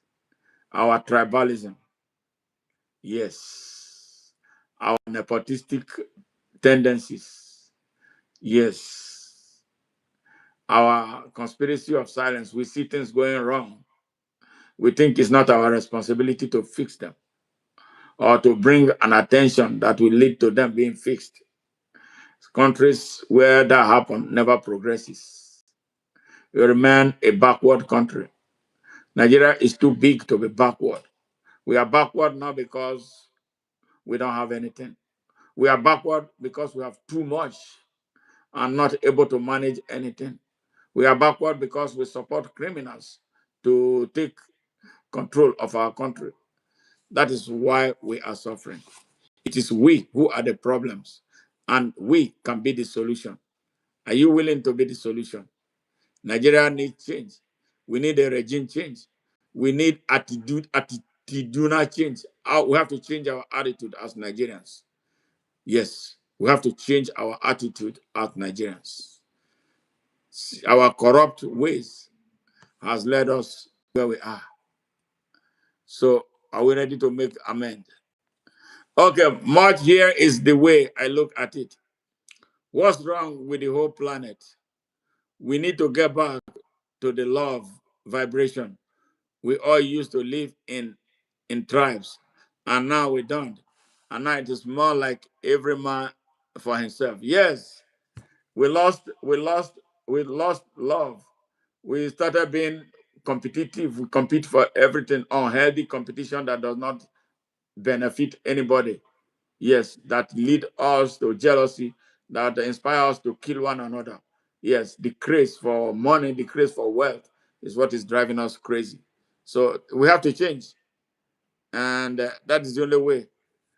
John Cena, Fulani tribe of northern Nigeria, the same as Dinka tribe of South Sudan. Okay, so what is their behavior in South Sudan? What are they violent? Do they have respect for the rule of law? Do they have respect for the people? Are they greedy? Are they nepotistic as the ones we have in Nigeria for the most part of it? Yeah, do they want to seize the country as if nobody else exists? I would like to be educated, John Cena. Please let me know what it is that the Dinka people that you say are the equivalent of Fulanis or the same tribe, same as the same tribe as Dinka tribe in South Sudan. I would love to. I would love to hear that. Yes. All right. Good, good, good, good. Uh, Ashama Duda Coco. Okay, how are you? Thank you for joining. I appreciate you joining us. Yes, what would our ancient ancestors say about us now? Will they be proud or will they be sad at what we have done with the planet and each other? I pray for us human beings. We really need to love. Yes, our ancestors did their best. They lived in love. they were not as destructive. But this generation, I don't know what it is. I believe that they will not be proud seeing what is taking place. I don't know, because human population explosion is creating some of the problems that we have. But every generation should have the tendency, the capacity to manage their generation. But we, especially in Nigeria, have done a very terrible job mismanaging our country and mismanaging our diversity. It's so sad. It boils down to leadership. Leadership. Leadership is the problem. Yes, yes, love is number one commandment. Absolutely.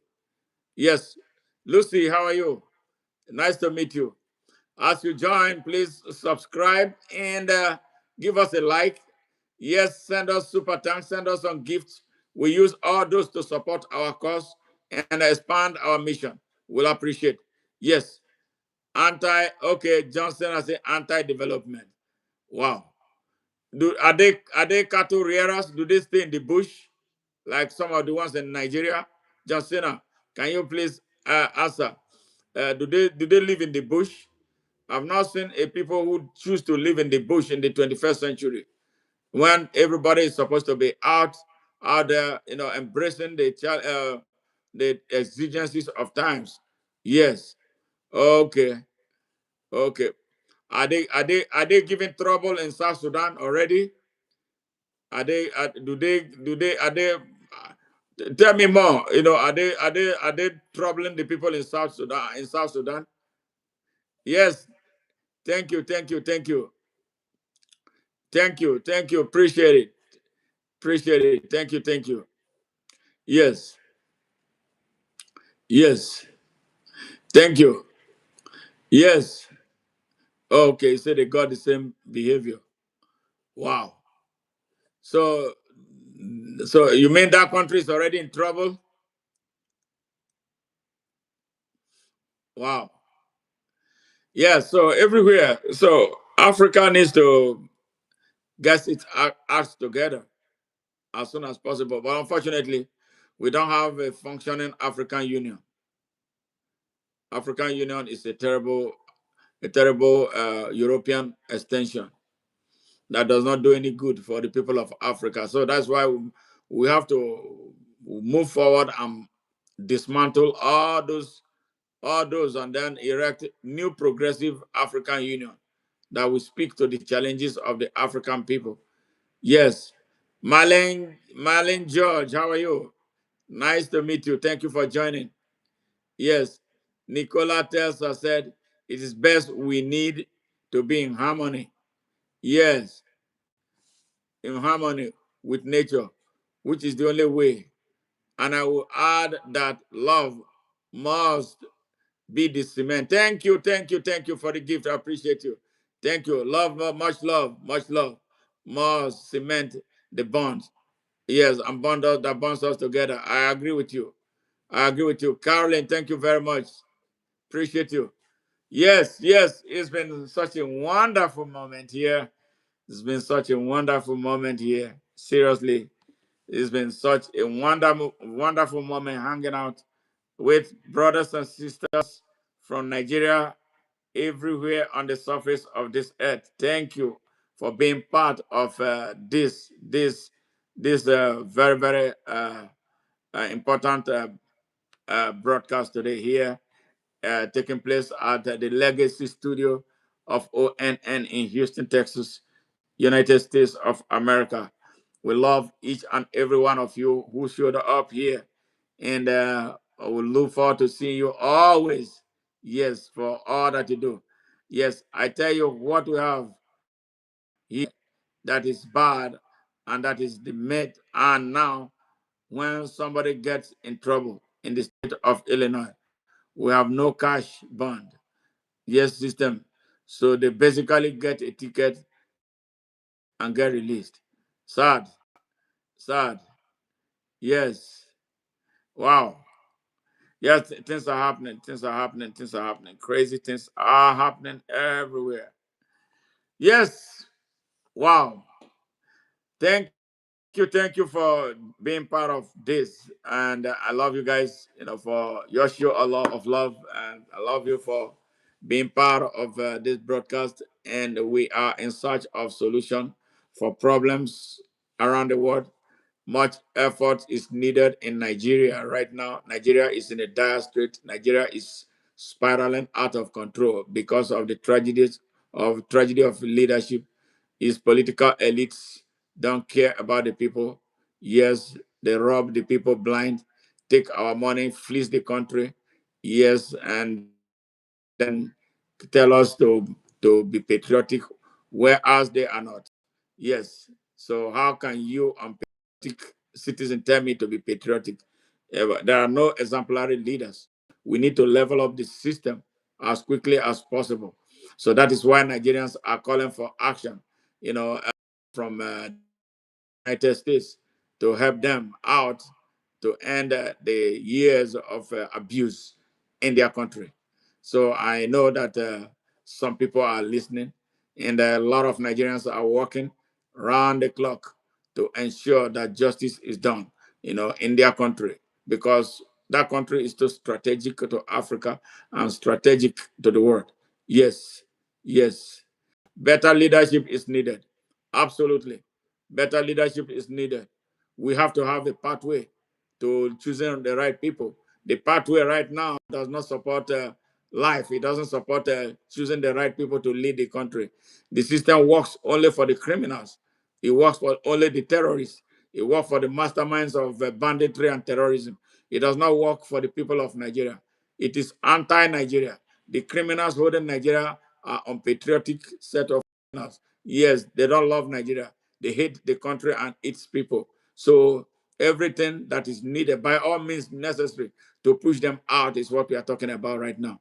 The Nigerian oil not benefiting the citizens. Yes, still in poverty. Absolutely, John Cena. You're absolutely correct. The Nigerian oil is a cost to the people of Nigeria. I come from the oil producing part of Nigeria. All we have is environmental degradation. All we have is death. All we have is our people inhaling radioactive particles. All we have is our aquatic system destroyed. So we don't have anything. That all we have is no hospitals, no school, no roads. Our people get sick of all kinds of strange diseases with no hospitals to treat them. So this is hell. And a few Nigerians, yes, are the only ones benefiting from the oil in the country with their foreign collaborators. So that is the reason we are asking Nigerians to unite and work hard to retake their country now and not tomorrow. Now and not tomorrow. Now and not tomorrow. Yes, yes, absolutely. My Niger data is messed up so badly. My Niger data is so messed up. And they have emasculated us. Our people cannot even speak. They cannot rise up. They cannot raise a finger. They can't do anything. They bribe a few people like Asari Dokuba and Tompolo, and they assume that we all have benefited. Yes. Isn't it so sad? Yes. So that's how the situation of Nigeria. That country has to be leveled now, for real. Seriously. That country has to be leveled. The political class has to be disbanded and all the criminals taken into custody to pay for their crimes against our humanity. And that is what we call on Nigerians to do. Don't wait for another election because it's going to be an election to nowhere. You are not going to elect anything but thieves. The same criminals will be the ones because you don't have any way. And when we tell you we bring the right people to you, you don't take them seriously. They go back worse off. They go in pains for coming out to serve their country. They look like people who did something wrong. It's not supposed. It's a thing of honor to step forward to serve your country. But in Nigeria, if you're a good person, it's a shameful thing to step forward. They will laugh at you. They will scorn you for coming out to want to serve your country. That's the type of country we have. We can't afford to have that type of country anymore. And yet, the people of Nigeria want their country to be like the United States. They want their country to be like Germany. They want their country to be like Japan. They want their country to be like China now. They want their country to be like where else? Yes, I don't want to call France because France as part of the problem nemesis of Nigeria and rest of Africa. I don't want to call Britain because the British part of the exploiting force. Shame, shame, shame, shame, shame. Nigerians, Africans, it's wake up. Yes, it's time to wake up. Yes, I love Nigeria. And I love that I found out that I have Nigerian in my blood mixed in with all of this Celtic in my DNA. Much love, guys. Remember, we are one race, five fingers, being of the planet Earth. Much love. We love you, the kids. Thank you very much. I appreciate you. Yes. So with this, we come to the end of this show, man. I had fun here, being with you guys, and we're gonna be having our reggae night session, Proud in the next hour. We do that, to celebrate, thank our people. Get dance to some reggae music, especially by Bob Marley. Yes, Root Road Reggae, and Peter McIntosh, Bonnie Whaler, and a host of them. So we look forward to seeing you then, if you can, at the time. Thank you, and have a great weekend. And if you are partying tonight, please, please, please, it's okay to party, but don't drink and get drunk. If you get so drunk, make sure you have a non-drinking driver, over the steering. So, because I want you to be safe and alive, so we can see you again in our next broadcast. Bye for now. I love you guys. Bye bye.